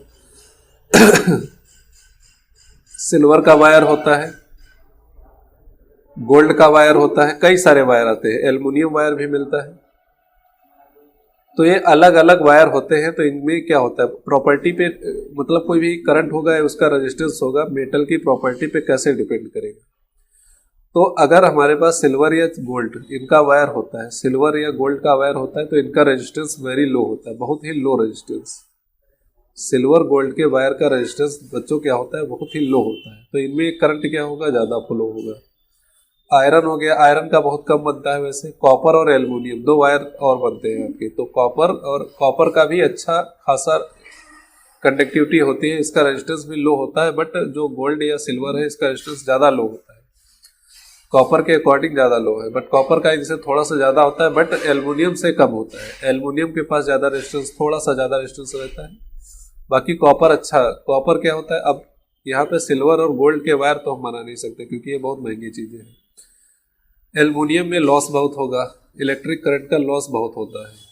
बचा कॉपर, तो ज़्यादातर क्या होता है, इलेक्ट्रिक इंस्ट्रूमेंट में कॉपर का ही यूज किया जाता है क्योंकि कॉपर क्या है, अवेलेबल भी है और थोड़ा लो प्राइस पे भी मिल जाता है। और साथ में क्या होता है, कंडक्टिविटी भी अच्छी है क्योंकि रेजिस्टेंस क्या है इसका, लो है। बाकी पहला पॉइंट देखते हैं। पहला पॉइंट, एक हमारे पास रिलेशन दिया गया, resistance R directly proportional to length. अब डायरेक्टली प्रोपोर्शनल का मतलब हमने बताया था कि अगर किसी भी वायर की लेंथ बढ़ेगी, अगर वायर की लेंथ बढ़ती है तो उसका रेजिस्टेंस भी क्या होगा, इंक्रीज होगा। ठीक है, छोटा वायर होगा कम रेजिस्टेंस, बड़ा वायर होगा ज़्यादा रेजिस्टेंस, और बड़ा होगा और ज़्यादा रेजिस्टेंस। जैसे जैसे लेंथ बढ़ाते जाओगे उसका रेजिस्टेंस क्या होगा, बढ़ता जाएगा। दूसरा पॉइंट हमारे पास आता है on it's cross sectional area. Cross sectional area का मतलब क्या होता है, ये पॉइंट देखते हैं। इनवर्सली प्रोपोर्शनल होता है। क्रॉस सेक्शनल एरिया का मतलब, जैसे हमारे पास एक वायर था, इसको हमने यहाँ से कट कर दिया, तो कट करने के बाद ये कुछ ऐसा दिखेगा यहाँ पे। तो ये जो एरिया मिलता है इसका पूरा, यहाँ पर भी ये एरिया जो है, ये क्रॉस सेक्शनल एरिया है, ये कह सकते हो मोटाई है वायर, वायर की क्या है मोटाई, इसकी थिकनेस है, थिकनेस ज़्यादा होगी, थिकनेस ज़्यादा होगी तो क्रॉस सेक्शनल एरिया भी ज़्यादा होगा, इन्वर्सली प्रोपोर्शनल है रेजिस्टेंस के। अगर क्रॉस सेक्शनल एरिया ज़्यादा है, इन्वर्सली प्रोपोर्शनल है, तो ए अगर इंक्रीज करेगा तो आर क्या होगा, डिक्रीज होगा। अगर क्रॉस सेक्शन एरिया इंक्रीज करता है, मोटा होता है, थिकनेस ज़्यादा होती है, तो resistance will be low, resistance will be low, resistance लो होगा। If cross sectional area low, अगर पतला हो जाता है तार, उसका क्रॉस सेक्शनल एरिया कम हो जाता है, तो रेजिस्टेंस क्या होगा, इंक्रीज कर जाएगा, रेजिस्टेंस क्या होगा, इंक्रीज कर जाएगा। ये बात बहुत अच्छे से समझ के रखना है। अगर वायर की लेंथ बढ़ाओगे तो रेजिस्टेंस इंक्रीज करेगा, अगर वायर की मोटाई या थिकनेस घटाओगे, वायर को थिन करोगे, पतला करोगे, तो उसका रेजिस्टेंस इंक्रीज हो जाएगा। इसका रीज़न है, आगे आप लोग पढ़ोगे, आगे चल के अगली क्लास में, हायर सेकेंडरी में, मतलब इंटर में, फर्स्ट ईयर में आप लोग एक चीज़ देखेंगे। फिर यहाँ से डायरेक्टली ये प्रोपोर्शनल का साइन हटाते हैं, यहाँ से दो रिलेशन मिलते हैं, R inversely proportional to cross sectional area. अब दोनों रिलेशन को अगर हम मर्ज करते हैं तो मिलता है R proportional to L upon A. यहाँ से प्रोपोर्शनलिटी कांस्टेंट को हटाएंगे तो आर इक्वल टू हमारे पास मिल जाएगा रो इंटू एल अपॉन ए। अब रो क्या होता है, ये रो एक कांस्टेंट है बच्चों, रो क्या है, कांस्टेंट है। Where rho is proportionality constant known as resistivity of the material. ये रेजिस्टिविटी है, किसी भी मटेरियल की क्या है, रेजिस्टिविटी है। रेजिस्टिविटी के बारे में यहाँ दिया गया, रो क्या है, in the resistivity resistance offered by a wire of unit length and unit cross sectional area is called the resistivity. तो रो इक्वल टू होता है, यहाँ से R equal to rho into L upon A, formula ध्यान में रखेंगे। तो rho equal to R into A upon L, ये भी याद रखेंगे। रो इक्वल टू मतलब इसी से निकाला गया है, R into A upon L. Unit क्या होती है, ओम मीटर होगी, इसकी यूनिट क्या होगी बच्चों, ओम मीटर होगी, इसकी यूनिट क्या होगी, ओम मीटर। तो यहाँ पे देखा कि किसी भी वायर की जो रेजिस्टेंस है, वायर का रेजिस्टेंस है, उसका लंबाई अगर इंक्रीज करोगे, ठीक है, लंबाई देखो होता क्या है, लंबाई इंक्रीज करने पर वायर की थिकनेस घट जाती है। जैसे रबर है हमारे पास, उसको हम खींच सकते हैं, मेटल को तो नहीं खींच सकते, रबर है, रबर को अगर खींचोगे बहुत तेजी से तो पतली हो जाती है। तो लंबाई इंक्रीज करने पर वायर क्या होगा, हल्का सा पतला हो जाएगा। अगर वायर थिकनेस या पतला थिन हो गया, पतला हो गया, नैरो हो गया, तो क्या होगा, उसका रेजिस्टेंस इंक्रीज कर जाएगा। लंबाई बढ़ाओ या उसका पतला करो या थिकनेस कम करो तो रेजिस्टेंस क्या होगा, इंक्रीज करेगा। क्रॉस सेक्शनल एरिया कम करो तो रेजिस्टेंस इंक्रीज होगा। किसी भी चीज़ की हमने लेंथ बढ़ा दी, वो पिचक गई, ठीक है। जैसे रबर होती, रबर की लेंथ बढ़ाओगे तो रबर क्या होती, पतली पड़ जाती है, देखना है करके। तो थिकनेस घटने का मतलब क्या होगा, क्रॉस सेक्शनल एरिया उसका घट गया तो रेजिस्टेंस क्या हो जाएगा, इंक्रीज कर जाएगा। लास्ट पॉइंट यहाँ पे दिया, for a material irrespective of length and area the resistivity is a constant. मतलब लेंथ एंड एरिया अगर उसका जो है कांस्टेंट रहता है तो उसकी रेजिस्टिविटी भी क्या होगी, कांस्टेंट होगी।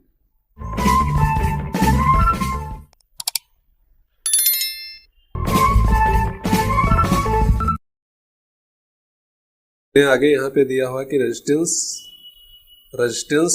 Of material is very with temperature. मतलब टेम्परेचर को अगर इंक्रीज डिक्रीज करते हैं तो रेजिस्टिविटी भी क्या होती है, इसकी इंक्रीज डिक्रीज कर सकती है। तो यहाँ पे आगे थ्योरी में थोड़ा दिया गया है, नोट्स आपके लिए बहुत इंपॉर्टेंट होने वाले, सब अच्छे बिल्कुल बेस्ट नोट्स तैयार किए गए। Resistivity of an alloy homogeneous mixture of metal is generally higher than of its constituent metals. Example constantan alloy, ये दिया कॉपर और निकल।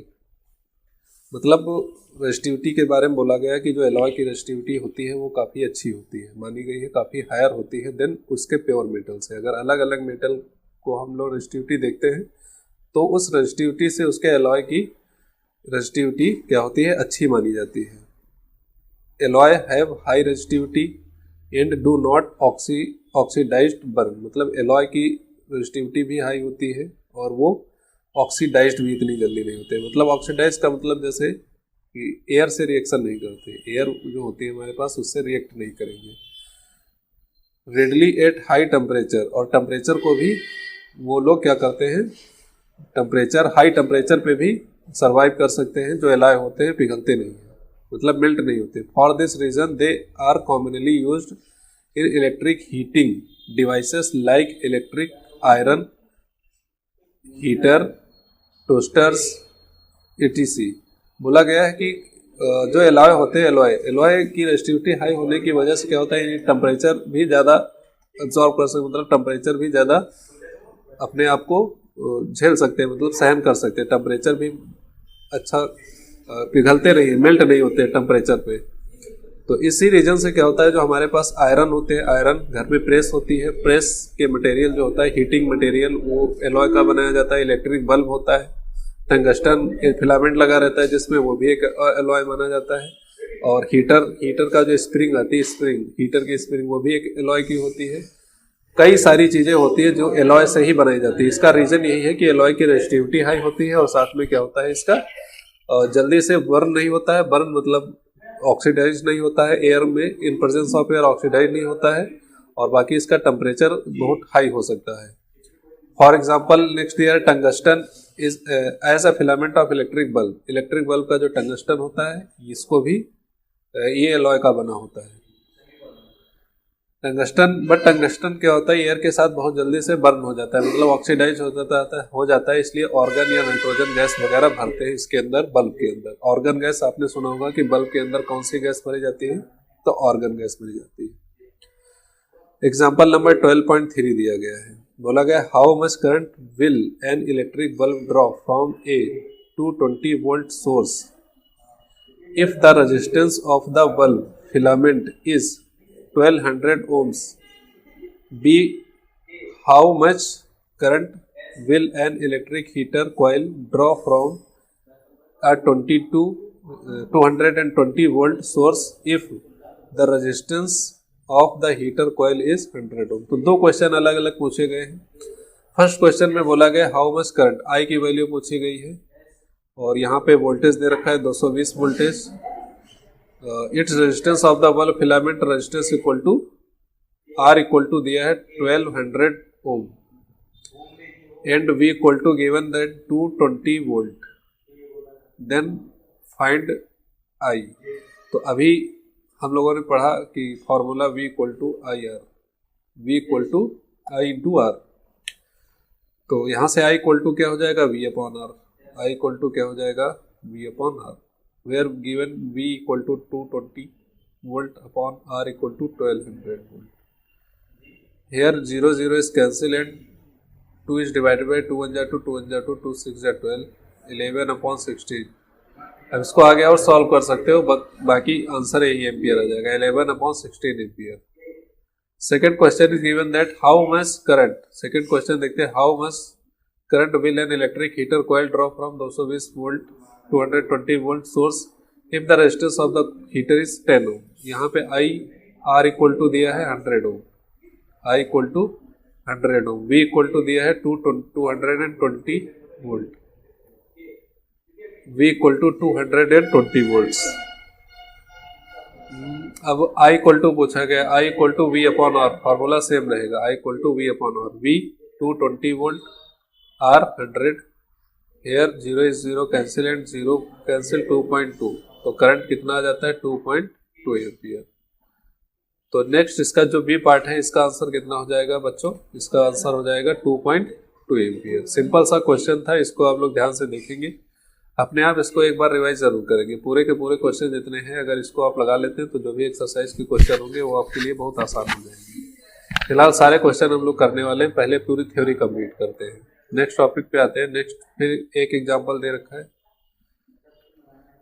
This example 12.4 the potential difference between the terminals of an electric heater is 60 volt. Here is given, first we write given 60 voltage drop is equal to 60 volt when it is drawn a current of 4 ampere, I equal to given that 4 ampere from the source। What current will be the heater draw if the potential difference is increased 120 volt, अगर voltage 120 volt कर दिया जाता है तो यहाँ पे पूछा गया है how much current increase, current कितनी इंक्रीज हो जाएगी। तो ये क्या होता है कि जो भी हमारे पास इलेक्ट्रिक हीटर है, हीटर के वायर का रेजिस्टेंस हम लोग इस कंडीशन से फाइंड करेंगे। यहाँ से क्या फाइंड करेंगे, resistance. R equal to V upon I, this is formula, same formula V equal to I upon R, and ये R यहाँ से निकालेंगे R equal to V upon I. R equal to क्या जाएगा बच्चों, V अपॉन आई। तो voltage equal to 60 volt upon I equal to 4 ampere. तो यहाँ से डिवाइड करेंगे, आ जाएगा 15 ओम। तो रेजिस्टेंस आ गया दिस वायर का 15 ओम, 15 ओम, 15 ओम रेजिस्टेंस आ जाता है। Okay, this resistance put here only V equal to given 120 volt, and now we find R equal to 15 ohm. Then we can find electric current I equal to V upon R.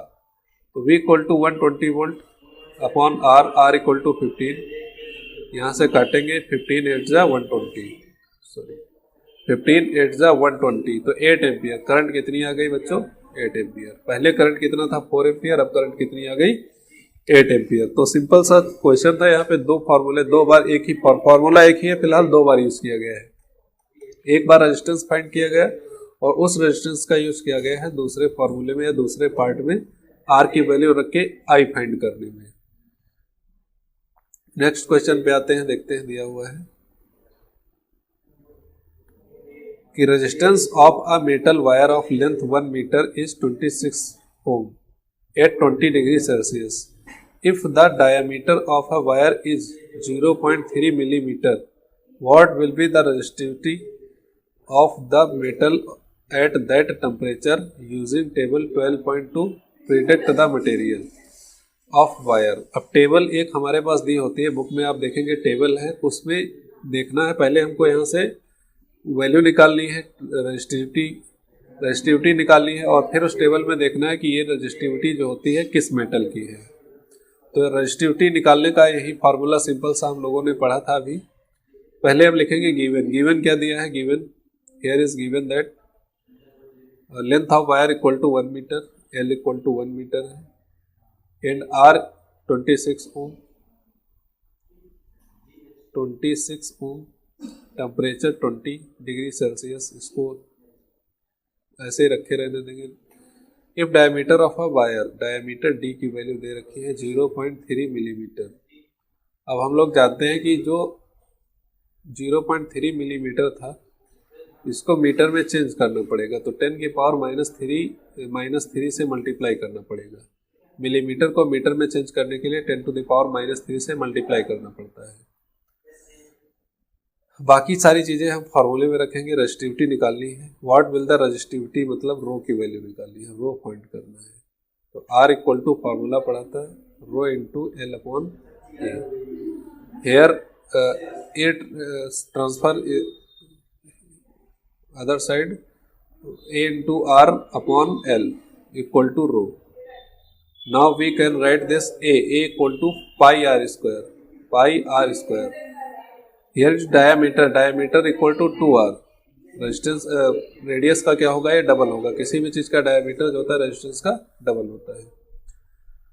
तो यहाँ से हमारे पास r radius, r जो है resistance है, इसको same लिखे रहने देंगे, लेंथ को लेंथ रखेंगे। पाई की वैल्यू दोस्तों रखेंगे 3.14, और यहाँ पे जो डायमीटर है इसको डिवाइड करेंगे तो आ जाएगा यहाँ पे 0.15 इंटू 0.15 इंटू 10 की पावर -3 मीटर अपॉन लेंथ इसकी दे रखी है 1 मीटर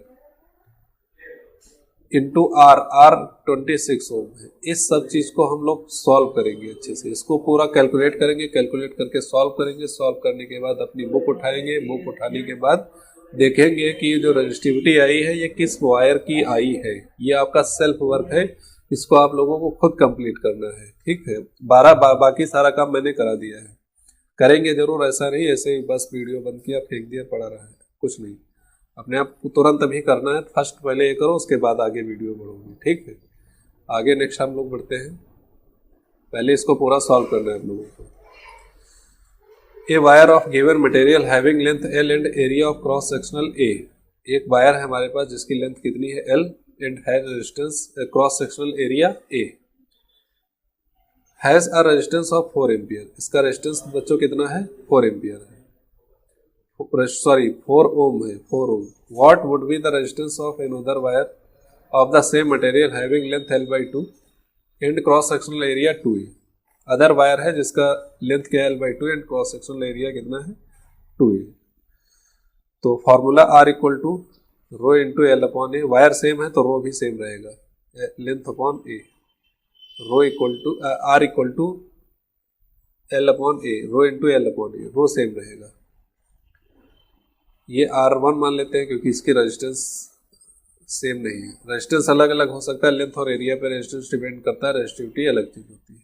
रो सेम रहेगा क्योंकि मटेरियल सेम है। लेंथ कितनी कर दी गई है सेकंड वायर की, जो अदर वायर है इसकी लेंथ है L/2, तो लेंथ हो गई बच्चों L/2, क्रॉस सेक्शनल एरिया हो गया 2A।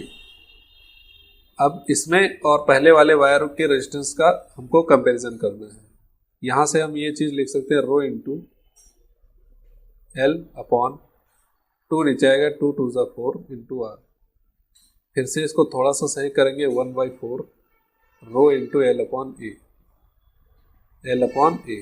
तो ऊपर देखेंगे जो पहला रेजिस्टेंस था फर्स्ट R1, रो इंटू एल अपॉन ए सेम है, तो रो इंटू एल अपॉन ए की जगह पे हम R1 रख देंगे, तो R2 equal to 1/4 into R1। मतलब पहले वायर का जो भी रेजिस्टेंस था उनका 1/4 हो जाएगा सेकेंड वायर का resistance. If length of wire is L/2 and cross sectional area also 2A increase by 2A, then resistance decreases या becomes 1/4 ऑफ फर्स्ट वायर। तो R2 इक्वल टू हो जाएगा R1/4। सिंपल है, इसको आगे बढ़ते हैं, देखते हैं। ये हमारे पास कुछ क्वेश्चंस दे रखे हैं, इन क्वेश्चन को देखेंगे जल्दी जल्दी से, उसके बाद आगे के टॉपिक पे बढ़ते हैं। Question number first, on what factors does the resistance of a conductor depends. तो बताया length and cross sectional area also temperature. Wire की लेंथ होनी चाहिए, क्रॉस सेक्शनल एरिया और टेम्परेचर, इन पे डिपेंड करेगा रेजिस्टेंस। सेकंड क्वेश्चन पे आते हैं, will current flow more easily through a thick wire, मोटे वायर में, और a thin wire of the same material when connect to the same source. बोला गया है अगर सेम सोर्स या सेम बैटरी से किसी भी एक मोटे वायर को कनेक्ट करो और एक पतले वायर को, थिन वायर को एंड थिक वायर को, तो किस वायर में करंट इजिली फ्लो होगी और क्यों। तो ये हम पीछे पूरा का पूरा कॉन्सेप्ट समझ चुके हैं। जो थिक वायर होगा उसमें क्या होगा, करंट इजिली फ्लो होगी। जो थिन वायर होगा उसमें करंट क्या होगी, बहुत देर में फ्लो होगी, मतलब उसकी रेजिस्टिविटी क्या होगी, ज़्यादा, रेजिस्टेंस ज़्यादा होगा। रेजिस्टेंस ज़्यादा होने की वजह से जो करंट होगा वो लो पड़ जाएगा, स्लो हो जाएगा। मोटे वायर का जो थिकनेस हो जिसकी ज़्यादा होगी उसका रेजिस्टेंस लो होगा और उसमें इलेक्ट्रिसिटी ज़्यादा पास होगी, करंट फ्लो ज़्यादा होगा। ये अच्छे से हम लोग समझ चुके हैं। आगे क्वेश्चन नंबर 3 देखते हैं, let the resistance of a electrical component remain constant. बोला गया इलेक्ट्रिकल कंपोनेंट का रेजिस्टेंस अगर कांस्टेंट रहता है, व्हाइल जबकि the potential difference across the two ends of a component decreases to half of its former value. जबकि potential जो होगा V होगा V/2, पहले की वैल्यू का 1/2 हो गया है। What change will occur in the current through it. तो उस कंडक्टर के थ्रू जो करंट पास हो रही होगी उस पर क्या चेंज पड़ेगा। वोल्टेज डिक्रीज हुआ है, वोल्टेज हाफ हुआ है, ठीक है। फॉर्मूला हमारे पास V = I × R। रेजिस्टेंस क्या है, कांस्टेंट है, रेजिस्टेंस सेम है, दो वायर में रेजिस्टेंस में चेंज नहीं हुआ है। वोल्टेज V/2 हो गया है, ठीक है। Voltage half farmer value, voltage हो गया V/2। तो करंट पूछा गया, ऊपर वाले में मान लेते हैं I1 करंट थी, सेकंड में I2 थी, रेजिस्टेंस दोनों का सेम है। Resistance electric component remain same. Resistance क्या होता है, सबका सेम होता है।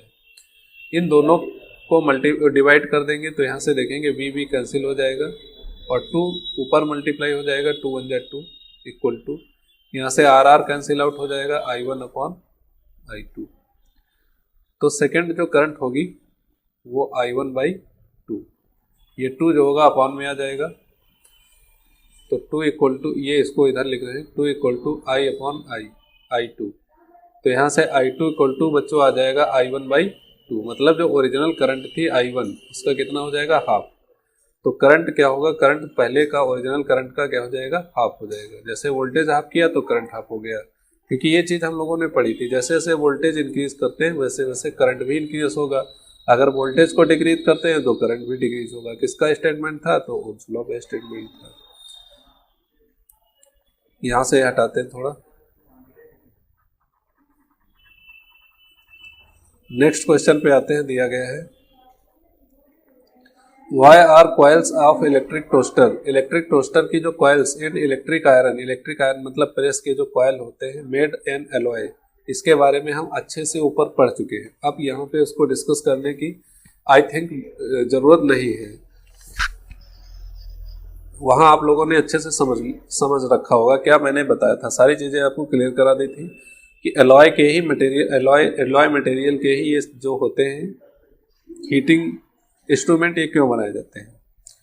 Use the data table 12.2 to answer the following. ये आपको होमवर्क करना है, सेल्फ वर्क है आपका, सेल्फ वर्क, क्योंकि टेबल आपकी बुक में दे रखी है, क्वेश्चन पूछा गया है, क्वेश्चन आंसर आप दे सकते हैं। पूछा गया सिंपल सा, which among iron and mercury is better conductor. तो आयरन और मरकरी में जिसकी रेजिस्टिविटी अच्छी होगी वो बेटर कंडक्टर होगा, जिसकी रेजिस्टिविटी कम होगी ज़्यादा, तो मतलब जिसकी ज़्यादा होगी वो ज़्यादा बेटर होगा, जिसकी कम होगी वो कम होगा। तो रेजिस्टेंस से आप कंपेयर कर सकते हैं। अगर रेजिस्टेंस ज़्यादा है, अगर आयरन का रेजिस्टेंस ज़्यादा रहता है तो आयरन बैड कंडक्टर है, मरकरी का कंडक्टर रेजिस्टेंस ज़्यादा रहता है तो मरकरी बैड कंडक्टर है। तो जिसका रेजिस्टेंस कम होगा वो थोड़ा अच्छा कंडक्टर होगा, जिसका रेजिस्टेंस ज़्यादा होगा वो बैड कंडक्टर होगा। ये आप टेबल से देख के उसका कंपेरिजन कर सकते हैं सिंपली से। इसका बी पार्ट दिया है, which material it the best conductor. कौन सा मटेरियल जो होगा बेस्ट कंडक्टर होगा, तो उस टेबल में देखेंगे जिसका रेजिस्टेंस सबसे कम होगा, सबसे लो रेजिस्टेंस होगा, वो बेस्ट कंडक्टर होगा। जैसे हमने बताया सिल्वर, गोल्ड और सिल्वर, इन दोनों मटेरियल का रेजिस्टेंस जो होता है सबसे कम माना जाएगा और ये एक बेस्ट कंडक्टर होंगे। नेक्स्ट टॉपिक पे आते हैं। अब यहाँ से एक सिंपल सा टॉपिक, बहुत अच्छा टॉपिक मिलता है, कॉम्बिनेशन ऑफ रेजिस्टेंस। जो रेजिस्टेंस हम लोगों ने पढ़ा है इसका कॉम्बिनेशन पढ़ा जाता है। दो प्रकार का कॉम्बिनेशन होता है, एक सीरीज कॉम्बिनेशन होता है और एक पैरेलल कॉम्बिनेशन होता है। तो रेजिस्टेंस इन सीरीज होता क्या है, जैसे कोई इलेक्ट्रिक सर्किट बनाया गया और वहाँ पे जनरली देखा जाता है कि कई सारे रेजिस्टेंस यूज करने पड़ जाते हैं। कोई भी इलेक्ट्रिक सर्किट यूज किया गया, तैयार किया गया, मान लो रेडियो का इलेक्ट्रिक सर्किट बनाया गया और कई सारे रेजिस्टेंस का यूज हुआ है, तो उन कई सारे रेजिस्टेंस का हम लोग क्या करते हैं, इक्विवेलेंट रेजिस्टेंस निकालते हैं और उतने रेजिस्टेंस ना बना करके केवल एक रेजिस्टेंस लगा देंगे। इक्विवेलेंट रेजिस्टेंस, ये चीज़ आपको ध्यान रखनी है, इक्विवेलेंट रेजिस्टेंस क्या होता है। तो दो टाइप से रेजिस्टेंस का मतलब कॉम्बिनेशन बनता है। तो पहला हमारे पास सीरीज कॉम्बिनेशन है, जैसे एक रेजिस्टेंस के बाद इस टाइप से जब रेजिस्टेंस उनका कॉम्बिनेशन बनाया जाएगा तो वहाँ पे बनेगा, इसको बोला जाएगा series combination, maximum effective resistance. अब सीरीज कॉम्बिनेशन में क्या होगा कि रेजिस्टेंस हमको मैक्सिमम मिलेगा, ज़्यादा से ज़्यादा रेजिस्टेंस मिलेगा। Let us take 3 resistance R1, R2, R3। Let suppose this is R1, R2 and R3। They are connected in series in a circuit. ये सीरीज में कनेक्ट हुए हैं। ये बैटरी है, यहाँ से पॉजिटिव टर्मिनल, नेगेटिव टर्मिनल, यहाँ पे की लगाना है लगा सकते हैं और ये कुछ होना। पॉजिटिव टर्मिनल से करंट चलेगी और ये करंट आई है और ये करंट तीनों रेजिस्टेंस में सेम जाएगी। All 3 resistance have same current equal to I current. But यहाँ पे देखेंगे कि रेजिस्टेंस अगर अलग अलग है तो इनके टर्मिनल के अक्रॉस जो पोटेंशियल डिफरेंस होगा वो चेंज होगा। V1, V2, V3 potential difference क्या होगा, चेंज होगा, सेम नहीं हो सकता है। करंट सब में सेम जा रही है, करंट सेम जा रही है, लेकिन पोटेंशियल डिफरेंस तीनों में क्या होगा, अलग अलग होगा। और ये पोटेंशियल डिफरेंस जो टोटल होता है पोटेंशियल, ये जो बैटरी के पोटेंशियल होता है इसका बराबर होता है। जो भी बैटरी के पास पोटेंशियल होगा वही तो जाएगा उनके कंपोनेंट के पास पोटेंशियल, कहीं बाहर से तो आएगा नहीं।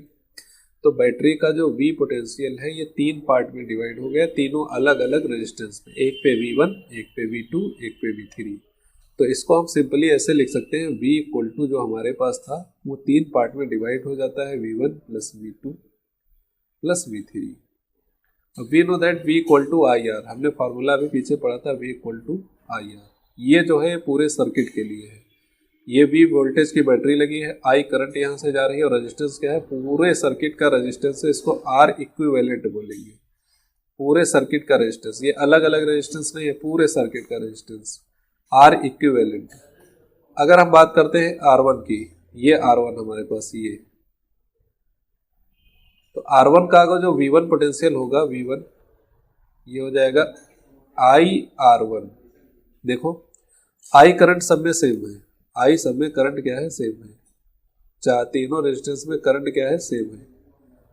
चेंज क्या हो रहा है, केवल रेजिस्टेंस और वोल्टेज। तो अगर हम V1 निकालेंगे, V1 तो I इंटू R1 लिखा जाएगा, V2 निकालेंगे बच्चों, क्या लिखा जाएगा, V2।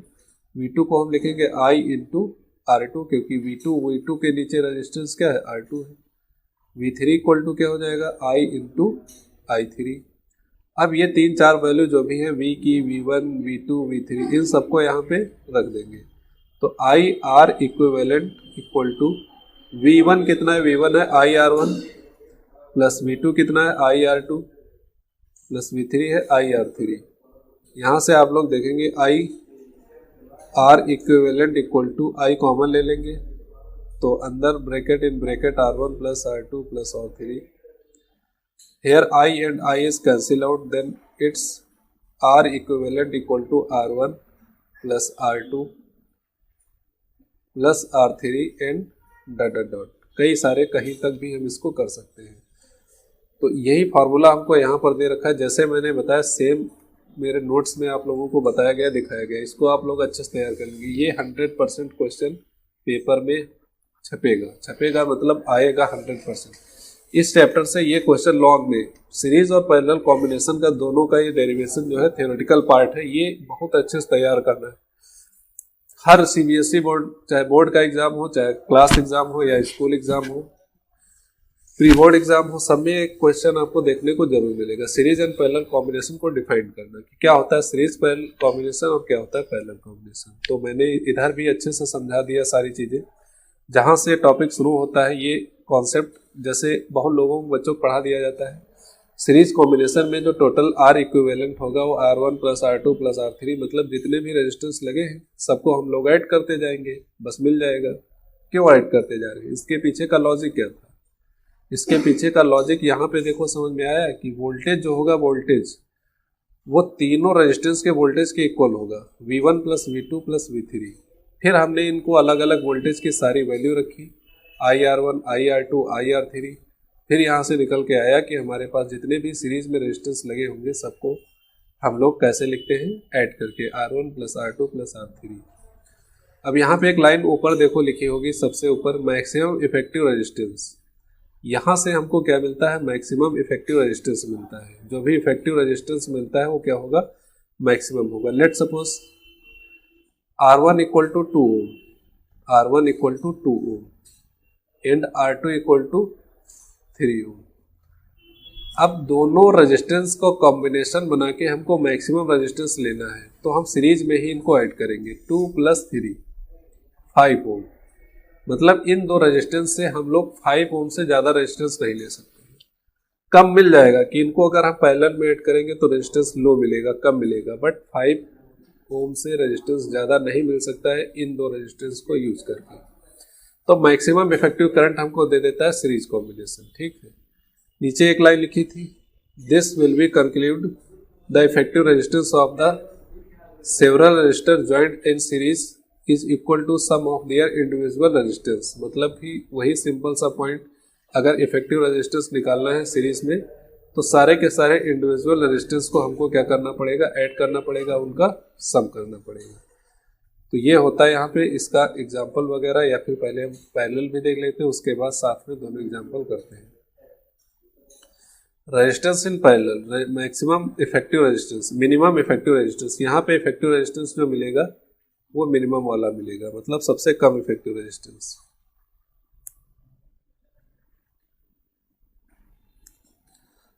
Late us take R1, R2, R3 are connected in parallel. अब देखो यहाँ पे तीनों रेजिस्टेंस R1 हो गया, R2, R3 ये पैरेलल कनेक्टेड है। अब यहाँ पे एक बैटरी लगी है V। अब V बैटरी से क्या हो रहा है, करंट I चलेगी, I करंट चलेगी। I करंट क्या है, एक पानी की तरह है, जैसे एक पानी का पाइप है और ये पाइप आगे चल के कई सारे छोटे छोटे पाइपों में डिवाइड कर दिया गया है, कई सारे छोटे छोटे पाइपों में डिवाइड किया गया है। तो जब पानी यहाँ से जाएगा तो कुछ पानी इस वाले में चला जाएगा, कुछ पानी इसमें चला जाएगा, कुछ पानी इस पाइप में चला जाएगा, कुछ पानी इस पाइप में चला जाएगा। ऐसा तो नहीं है कि सारा का सारा पानी एक ही पाइप से चला गया, इम्पॉसिबल है ऐसे। सेम करंट जब यहाँ पहुँचेगी इस पॉइंट पे तो यहाँ से 3 पार्ट में डिवाइड हो जाएगी। एक तरफ I1 मान लेंगे, एक तरफ I2 और एक तरफ I3। जिसका वन लूप है, एक इसका पॉइंट है, इसमें I1 करंट, जो रेजिस्टेंस R1 है तो R1 के पास कितनी करंट जा रही है, I1, R2 के पास करंट I2, R3 के पास करंट I3। तो सबके पास क्या होगा, अपनी अलग अलग करंट जा रही है, I1, I2, I3, R1, R2, R3। आगे चलकर ये सारी करंट फिर से एक हो जाएगी, सारी करंट क्या हो गई, I1 plus I2 plus I3, तीनों करंट ऐड हो गई और टोटल करंट उतनी हो गई जितनी यहाँ से चली थी शुरू में। मतलब पहले बैटरी से जितना भी करंट निकलता है I, उतना ही करंट इस पे वापस आता है। जितना करंट I से निकलेगा बैटरी से उतना करंट ही वापस आएगा, कहीं भी करंट का लॉस नहीं होता, ना कोई एक्स्ट्रा करंट आती है। तो कह सकते हैं जो I हमारे पास था ये 3 पार्ट में डिवाइड होगा, I1 plus I2 plus I3। I equal to हमने पढ़ा था फॉर्मूला V/R। तो I1 को देखें, total I equal to V, R क्या हो जाएगा, इक्विवेलेंट पूरे सर्किट के लिए। ये वाला जो I इक्वल टू है ये पूरे सर्किट के लिए है। तो V टोटल वोल्टेज, ये बैटरी जितनी भी लगी होगी V अपॉन R इक्विवेलेंट, इन तीनों का जो इफेक्टिव रेजिस्टेंस होगा वो R इक्विवेलेंट बोला जाएगा। I1 की बात करें, I1 तो I1 देखो ऊपर वाले रेजिस्टेंस में जाएगा, ये रेजिस्टेंस लगा है R1 और इसका वोल्टेज क्या होगा, V1। तो I इक्वल टू क्या हो जाएगा, अच्छा हाँ वोल्टेज की बात करते हैं तो वोल्टेज सब में सेम रहता है। इस कंडीशन में पैरेलल कॉम्बिनेशन में क्या रहता है कि वोल्टेज सब में सेम रहता है। ऐसा क्यों है, इसको ध्यान से समझ लो। वहाँ पे क्या होता था, पोटेंशियल करंट सब में सेम रहती थी, पोटेंशियल ड्रॉप अलग अलग रहता था, लेकिन यहाँ पे वोल्टेज सेम है, क्योंकि मान लो ये हमारे पास R1 है, ये R2 है। अब ये रेजिस्टेंस जो है ये डायरेक्टली देख रहे हो बैटरी से जुड़ा हुआ है, डायरेक्टली बैटरी से ऐड है। ऊपर वाला जो रेजिस्टेंस है ये भी देखोगे डायरेक्टली बैटरी से जुड़ा हुआ है, डायरेक्टली बैटरी से कनेक्टेड है। इसके लिए क्या होगा कि दोनों में वोल्टेज डिफरेंस जो होगा वो सेम होगा, क्योंकि दोनों के दोनों डायरेक्टेड बैटरी के टर्मिनल से कनेक्टेड है। इसलिए यहाँ पे वोल्टेज ड्रॉप 2 हो, 3 हो, 4 हो, 5 हो, पैरेलल कॉम्बिनेशन में क्या होता है, सबका सेम होता है। ठीक है, तो वोल्टेज सेम रहेगा। तो I1 इक्वल टू मिलेगा हमारे पास V/R1, same as I2 equal to मिल जाएगा V/R2 and I3 equal to मिल जाएगा V/R3। अब ये 3 वैल्यू देखो यहाँ पे दिख रहा होगा, सब V/R equivalent equal to V1/R1, V2/R2, V3/R3। इधर से क्या किया, V1 V कॉमन ले लिया, V कैंसिल आउट हो गया, तो बचेगा 1/R effective equal to 1/R1 plus 1/R2 plus 1/R3, 1/R1 plus 1/R2 plus 1/R3। 4 होंगे तो 1/R4। तो इसी तरह से ऐड करते जाएंगे। 2 होंगे तो R इक्विवेलेंट कितना हो जाएगा, 1/R1 प्लस 1/R2। ठीक है, जितने भी होंगे उतने को हम ऐड करते जाएंगे। फिर यहाँ पे आगे वही वर्ड लिखे हुए हैं, thus we conclude that the reciprocal of their effective resistance of the several resistors connected in a parallel is equal to sum of their reciprocals of the individual currents। मतलब भी किसी भी सर्किट का जो reciprocal होता है total effective resistance का, वो उनके इंडिविजुअल रेजिस्टेंस के रेसिप्रोकल के सम के बराबर होता है। ये हमारे पास पैरेलल और कॉम्बिनेशन, पैरेलल और सीरीज कॉम्बिनेशन क्लियर होता है। ये पूरा का पूरा आपको ध्यान से पढ़ना है, ये 100% पेपर में आएंगे दोनों मिला के। आगे बढ़ते हैं, आगे लिखा हुआ है कि advantage and disadvantage of series connection on A electric circuit. अब इलेक्ट्रिक सर्किट में अगर हम घर के सारे इंस्ट्रूमेंट सीरीज में कनेक्ट करते हैं, देखो कैसे, जैसे यहाँ से हमारी बैटरी शुरू होती है, यहाँ पे क्या किया हमने, एक फैन कनेक्ट कर दिया, ये फैन कनेक्ट किया, ठीक। आगे चल के इसी में हमने टीवी कनेक्ट कर दी, फिर आगे चल के यहाँ पे हमने फ्रिज कनेक्ट कर दिया, फिर आगे चल के यहाँ पे टेबल फैन कनेक्ट कर दिया। ये सीरीज होता है। तो ऐसे में क्या होता है कि टोटल सर्किट या टोटल जो सोर्स होता है, इसमें रेजिस्टेंस, इसका रेजिस्टेंस, इसका रेजिस्टेंस, इसका रेजिस्टेंस, इसका रेजिस्टेंस, सबका रेजिस्टेंस बहुत हाई हो जाएगा, हाई रेजिस्टेंस, क्योंकि डायरेक्ट जुड़ रहा है ना सबका, R1 plus R2 plus R3। तो ऐसे सर्किट में लोड बहुत ज़्यादा आएगा, वायर क्या होगा, हीट करेगा, जल जाएगा। तो वही लिखा है, in series component connection if any of component fail to work, कोई भी कंपोनेंट को सीरीज में करोगे तो वर्क करने में फेल हो जाएगा, the circuit will be break, circuit भी ब्रेक हो जाएगा, then none of the component TV bulb fan will be work. एक चीज और दी गई है कि घर में जो इंस्ट्रूमेंट सारे लगे होते हैं, इनको सीरीज में क्यों रखा जाता है, क्यों नहीं किया जाता है। अब थोड़ा इसको अच्छे से और समझते हैं। ये तो बात होगी रेजिस्टेंस भी हाई होता है, बट इसका एक लॉजिक और होता है, वो भी हम लोग देख लेते हैं। थोड़ा सा डायग्राम एक्स्ट्रा बनाना पड़ेगा, बट समझ लोगे आप लोग एक बार।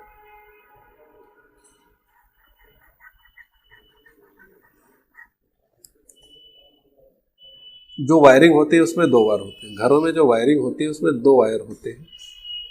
एक वायर कॉमन रखा जाता है, मान लो सीरीज में अगर हमको लगाना है तो एक वायर कॉमन रखना पड़ेगा, ठीक है। ये हमारे पास सोर्स थे यहाँ से, और एक वायर में यहाँ पे हमने लगा दिया टीवी,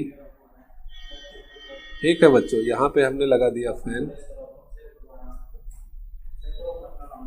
यहाँ पे हमने लगा दिया कूलर, एसी, फिर हमने कोई इंस्ट्रूमेंट लगा दिया। तो ये हमारे पास सीरीज कॉम्बिनेशन होता है। अब सीरीज में क्यों नहीं लगाए चाहिए, मान लेते हैं टीवी जो हो गया जल गया, अगर टीवी जल गया तो क्या करंट आगे पहुंचेगा, ये चारों तीनों जो आगे लगे ये सब बेकार, ये नहीं चलेंगे, क्योंकि टीवी जब जल जाएगा, खराब हो जाएगा, तो ये करंट को आगे फ्लो नहीं देगा, आगे के बेकार। अब एक के चक्कर में तीनों खराब हो गए। मान लेते हैं चलो टीवी के बाद फैन खराब हो जाता है, टीवी सही है, फैन खराब होता है, तो टीवी तो चलेगी, टीवी तक करंट आ रहा है। फैन क्या होगा, फैन खराब हुआ तो सर्किट ब्रेक, यहाँ से सर्किट ब्रेक, तो ना टीवी चलेगा, ना एसी, ना आगे का कुछ नहीं। तो सीरीज कॉम्बिनेशन में जब करते हैं तो कोई भी अगर एक कंपोनेंट फेल हो जाता है तो बाकी अदर जो कंपोनेंट लगे होंगे, जो इंस्ट्रूमेंट लगे होंगे इलेक्ट्रिक, वो भी बेकार हो जाएंगे, कोई काम नहीं हो पाएगा। सेकेंड पॉइंट देखते हैं, it is not possible to correct a bulb and heater in series because they need different value of current to operate properly. अब बोला गया है बल्ब और हीटर को साथ में नहीं करेक्ट कर सकते हैं, क्योंकि दोनों को अलग अलग जरूरत पड़ती है करंट की, अलग अलग करंट की। जैसे हीटर अपना अलग करंट लेता है, बल्ब अपना अलग करंट लेता है, इसकी वजह से उसको सीरीज में नहीं कनेक्ट करते, तो इनको पैरेलल में कनेक्ट किया जाता है। पूरे घरों में डबल वायर खींचे जाते हैं, और जो भी लगाना होता है तो एक एक वायर दोनों से लेके लगाते हैं इस टाइप से। ये पैरेलल कॉम्बिनेशन कहलाता है। यहाँ पे लगा दिया एक,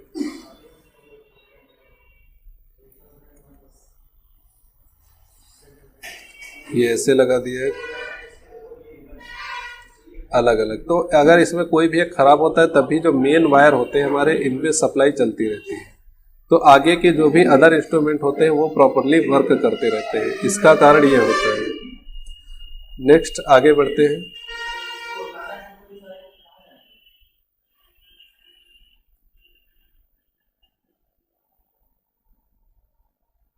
ये हमारे पास एग्जांपल दे रखा है, an electric lamp whose resistance 20 ohm, इसका जो रेजिस्टेंस है ये 20 ओम है, 20 ohm. And a conductor 4 ohm resistance, इसका रेजिस्टेंस 4 ओम दे रखा है। Connect to a 6 volt battery, figure 12.9, calculate A the total resistance of the circuit. Total resistance मतलब आर इक्विवेलेंट मतलब हमको ये कैलकुलेट करना है। B the current through the circuit and, ठीक है, सर्किट के थ्रू जो करंट, ये आई की वैल्यू ये हमको फाइंड आउट करनी है। Next the potential difference across the electric bulb, electric bulb है जो यहाँ पर हमको V की वैल्यू फाइंड करनी है, V and the conductor, lamp and the conductor, conductor के अक्रॉस भी वोल्टेज बताना है और जो बल्ब के अक्रॉस जो वोल्टेज है वो भी बताना है। Now first we know that R equivalent equal to R1 plus R2, जो भी, अब देखो ये रेजिस्टेंस जो है यहाँ पे 4 ओम का और ये बल्ब, ये सीरीज कॉम्बिनेशन हो गया, सीरीज कॉम्बिनेशन। सिंपल देखेंगे अगर केवल और केवल रेजिस्टेंस की बात करेंगे तो क्या हो जाएगा, सीरीज कॉम्बिनेशन। ये 4 ओम दिया है और ये कितना दिया है, 20 ओम। तो टोटल रेजिस्टेंस फाइंड करते हैं तो सीरीज कॉम्बिनेशन में पता है डायरेक्ट ऐड कर दिया जाता है, 4 प्लस 20 तो हो जाएगा 24 ओम। ठीक है, तो पहला आंसर हमारे पास आ जाता है कि जो रेजिस्टेंस होगा, total resistance of this circuit है 24 ओम। नेक्स्ट क्वेश्चन पूछा है the current through the circuit, current I equal to क्या हो जाएगा, V अपॉन R। वोल्टेज हमारे पास कितना है, 6 वोल्ट। रेजिस्टेंस जो टोटल सर्किट का निकल के आया वो 24। इसको डिवाइड करेंगे तो कुछ पॉइंट में वैल्यू आएगी 6/24, इसका जो होगा एम्पियर करंट आ जाएगी। 6/24 इसको डिवाइड करके देख लेंगे, करंट आ जाएगा, आंसर मिल जाएगा हमको। नेक्स्ट पूछा गया था potential difference across the electric lamp, lamp यहाँ पे ये पोटेंशियल डिफरेंस पूछा गया है तो V equal to IR formula होता है। V निकालना है I, अब देखेंगे I जितना भी चला था यहाँ 6/24 एम्पियर, ये सेम रहेगा through the all circuit. All circuit में करंट जो होगी, जब तक ब्रांचेस नहीं होंगी, जब ब्रांच बदलेगी तब करंट अलग अलग जाएगी। अगर ब्रांच एक है, वायर एक है, तो करंट क्या होगा, जो भी बैटरी से करंट निकलेगी वो पूरा के पूरे सर्किट में सेम करंट रहेगी। तो इस बल्ब में भी सेम करंट आएगा, इस रेजिस्टेंस में भी सेम करंट आएगा, हर वायर पे हर एक जगह पर सेम करंट रहेगा। तो I जो हमने निकाला है 6/24 सर्किट की करंट है वो है। अब हमको पोटेंशियल ड्रॉप निकालना है only on in this across the bulb, तो इसका ही रेजिस्टेंस यहाँ पे यूज करेंगे 20 ओम। अब इसको हम लोग थोड़ा सा सॉल्व कर लेंगे तो V इक्वल टू जो भी आंसर होगा वो हमारे पास इसका परफेक्ट आंसर आ जाएगा। जो भी वोल्टेज आएगा उसको 6 वोल्ट से हम माइनस कर देंगे, क्योंकि टोटल बैटरी 6 वोल्ट की लगी है। 6 वोल्ट को अगर जो भी वोल्टेज यहाँ पे बल्ब का वोल्टेज आएगा वो हटा देंगे, तो बाकी अदर जो कंडक्टर है, जो भी वायर लगा है, कंडक्टर लगा है, इसका रेजिस्टेंस हमको मिल जाएगा, वोल्टेज मिल जाएगा। या डायरेक्ट यहाँ से निकाल सकते हैं V अपॉन IR, क्योंकि करंट पूरे सर्किट में सेम है 6/24 और रेजिस्टेंस बल्ब को छोड़ के बाकी सर्किट का रेजिस्टेंस जो है 4 ओम है। तो यहाँ से लगभग आ जाएगा ये हमारे पास 1 वोल्ट। तो कंडक्टर पे 1 वोल्ट का पोटेंशियल डिफरेंस है और बल्ब पे हमारे पास 5 वोल्ट का पोटेंशियल डिफरेंस होगा। इसको सॉल्व करोगे 5 वोल्ट आ जाएंगे। ठीक है, नाउ नेक्स्ट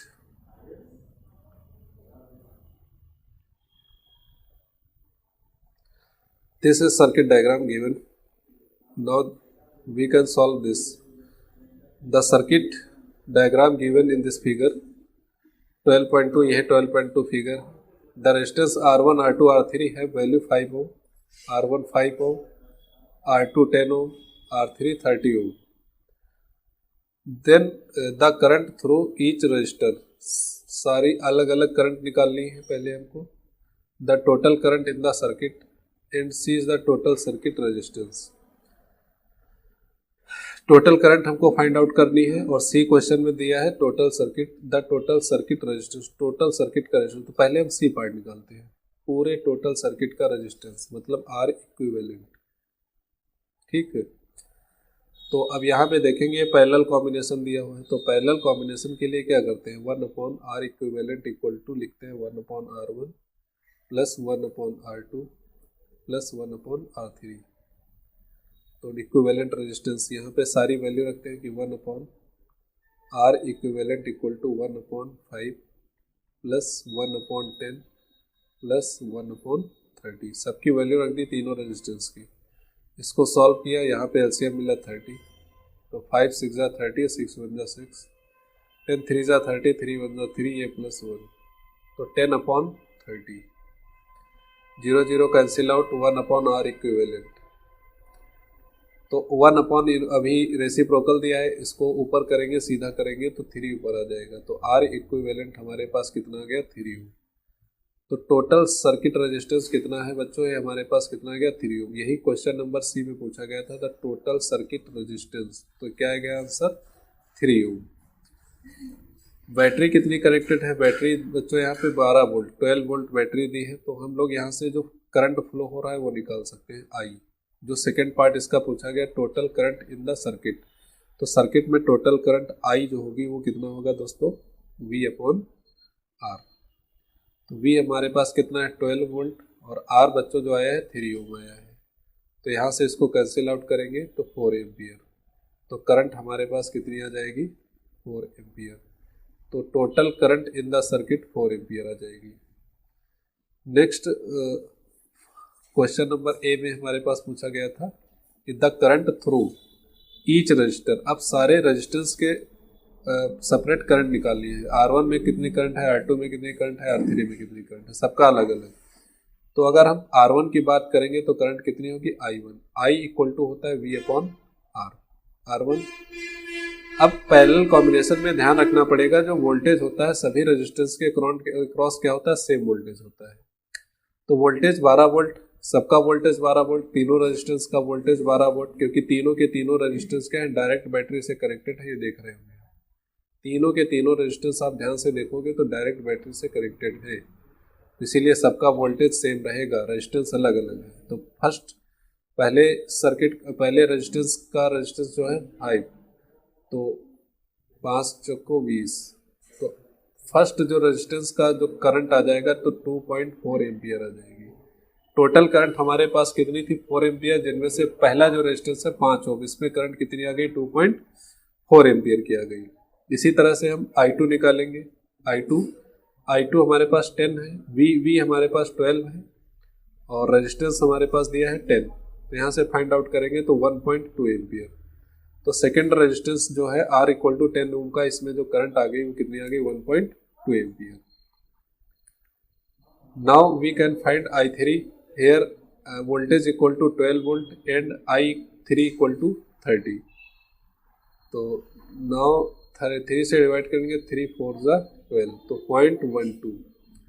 अब देखेंगे I1 I2 I3, थोड़ा करंट में कंपैरिजन करते हैं कि I1 में कितनी करंट है 2.4 एम्पियर, ठीक है।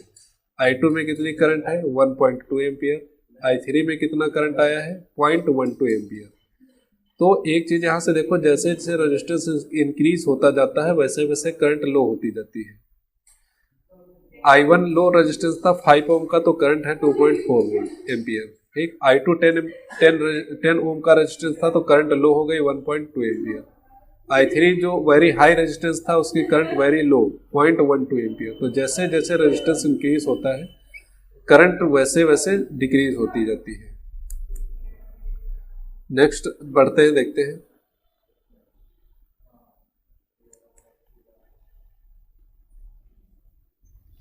Example number 12.9। ये हमारे पास एक और सर्किट डायग्राम दे रखा है। यहाँ पे सारे के सारे रेजिस्टेंस की वैल्यू दे रखी है, R1 कितना है, R2 कितना है, R4 सारी की वैल्यू दे रखी है। R1 10 ओम है, R2 40 ओम है, R3 30 है, R4 20 है और R5 बच्चों तो हमारे पास दे रखा है वो 60 ओम दे रखा है। तो टोटल रेजिस्टेंस बैटरी 12 वोल्ट की 12 volt battery is connected to arrangement calculate A. पहला क्वेश्चन है, first question, the total resistance of the circuit, B the total current flow in the circuit. अगर टोटल रेजिस्टेंस आ गया तो total current भी हम आसानी से फाइंड आउट कर सकते हैं। तो यहाँ पे अलग अलग दिख रहा होगा आपको कि ये एक पूरा सर्किट रेजिस्टेंस लगा है और एक रेजिस्टेंस ये लगे हैं। तो पहले हम इनको इंडिविजुअली सॉल्व करेंगे। पैरेलल कॉम्बिनेशन दे रखा है, थोड़ा ध्यान से सॉल्व करेंगे। तो फर्स्ट ऊपर वाले को जो है एवो पार्ट ये सॉल्व करते हैं। तो एवो पार्ट का जो रेजिस्टेंस आएगा R इक्विवेलेंट, तो उसको हम सेम एज लिख सकते हैं कि 1/10 ओम इक्वल टू 1/40 ओम, क्योंकि पैरेलल कॉम्बिनेशन में कैसा होता है रेसिप्रोकल को ऐड किया जाता है। तो 1/10 ओम प्लस 1/20 ओम, इसमें एलसीएम मिल जाएगा हमको 40। तो 10 4 40 4 और यहाँ पे 1, 5/40, 5 से डिवाइड करेंगे 8 आ जाएगा, 1/8। हेयर R इक्विवेलेंट कितना आ गया बच्चों 8 ओम। मतलब ऊपर जो रेजिस्टेंस दिए थे उनका जो टोटल रेजिस्टेंस आ गया वो हमारे पास 8 ओम आ गया है। नीचे वाले तीनों का निकाल लेते हैं R equivalent 1/30 plus 1/20 plus 1/60। LCM में मिल जाएगा यहाँ पे हमको 60, तो 30 2 जा 62, 3 और 1, तो 3 + 2 5 + 1 6/60, तो 1/10 यहाँ पे 1/10 आ जाएगा सॉल्व करते। तो यहाँ से आर इक्विवेलेंट ये हमारे पास आ गया 10 ओम। तो नीचे जो पार्ट था ये हमारे पास कितने एम्पियर का आ गया बच्चों, ये आ गया 10 ओम का। अब होता क्या है, इसका नया सर्किट डायग्राम अगर हम बनाने की कोशिश करेंगे तो 12 वोल्ट की बैटरी, एक रेजिस्टेंस ये लगा है,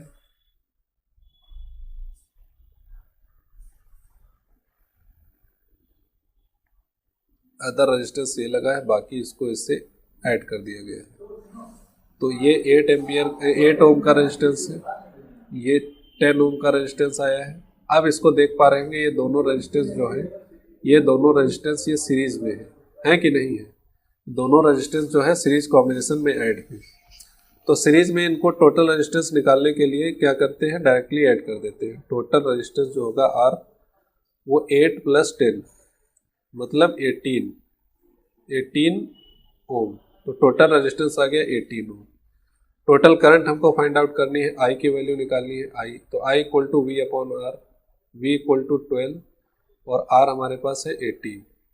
तो इसको जब सॉल्व करेंगे तो आंसर आ जाएगा हमारा एम्पियर में। Total current through the circuit equal to 12/18, 2 4 ज़ा 12, 2 6 2 9 ज़ा 18, 4/9 पॉइंट में आंसर आ जाएगा। कोई प्रॉब्लम वाली चीज़ नहीं, इसको आप आगे सॉल्व कर सकते हैं।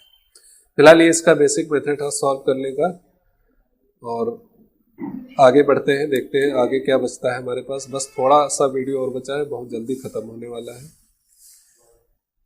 ये क्वेश्चन हो गया। अब थोड़े से शॉर्ट क्वेश्चन है जो आपकी बुक में दिए गए हैं, मैंने सोचा इनको भी कराते चलते हैं।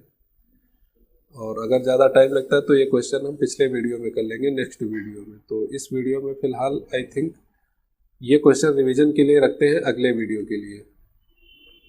वहाँ पे हम लोग एक क्वेश्चन कराएंगे तो रिवीजन भी हो जाएगा आपका लोगों का पीछे का, और ये एक्सरसाइज फिलहाल ये सेल्फ वर्क करेंगे, इतना आप लोगों का होमवर्क है आप लोगों के पास, ये करके आएंगे। इसका सॉल्यूशन नेक्स्ट वीडियो में सारे क्वेश्चन का मिलेगा। आपकी बुक के ही क्वेश्चन हैं। अब वीडियो हम यहीं पे ख़त्म कर दें। नाउ वीडियो सभी स्टूडेंट्स को वीडियो देखने के लिए very very thanks for watching this video. और अगला जो हमारे पास टॉपिक आता है,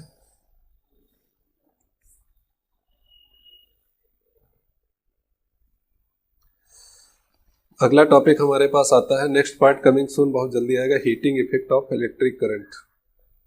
heating effect of electric current,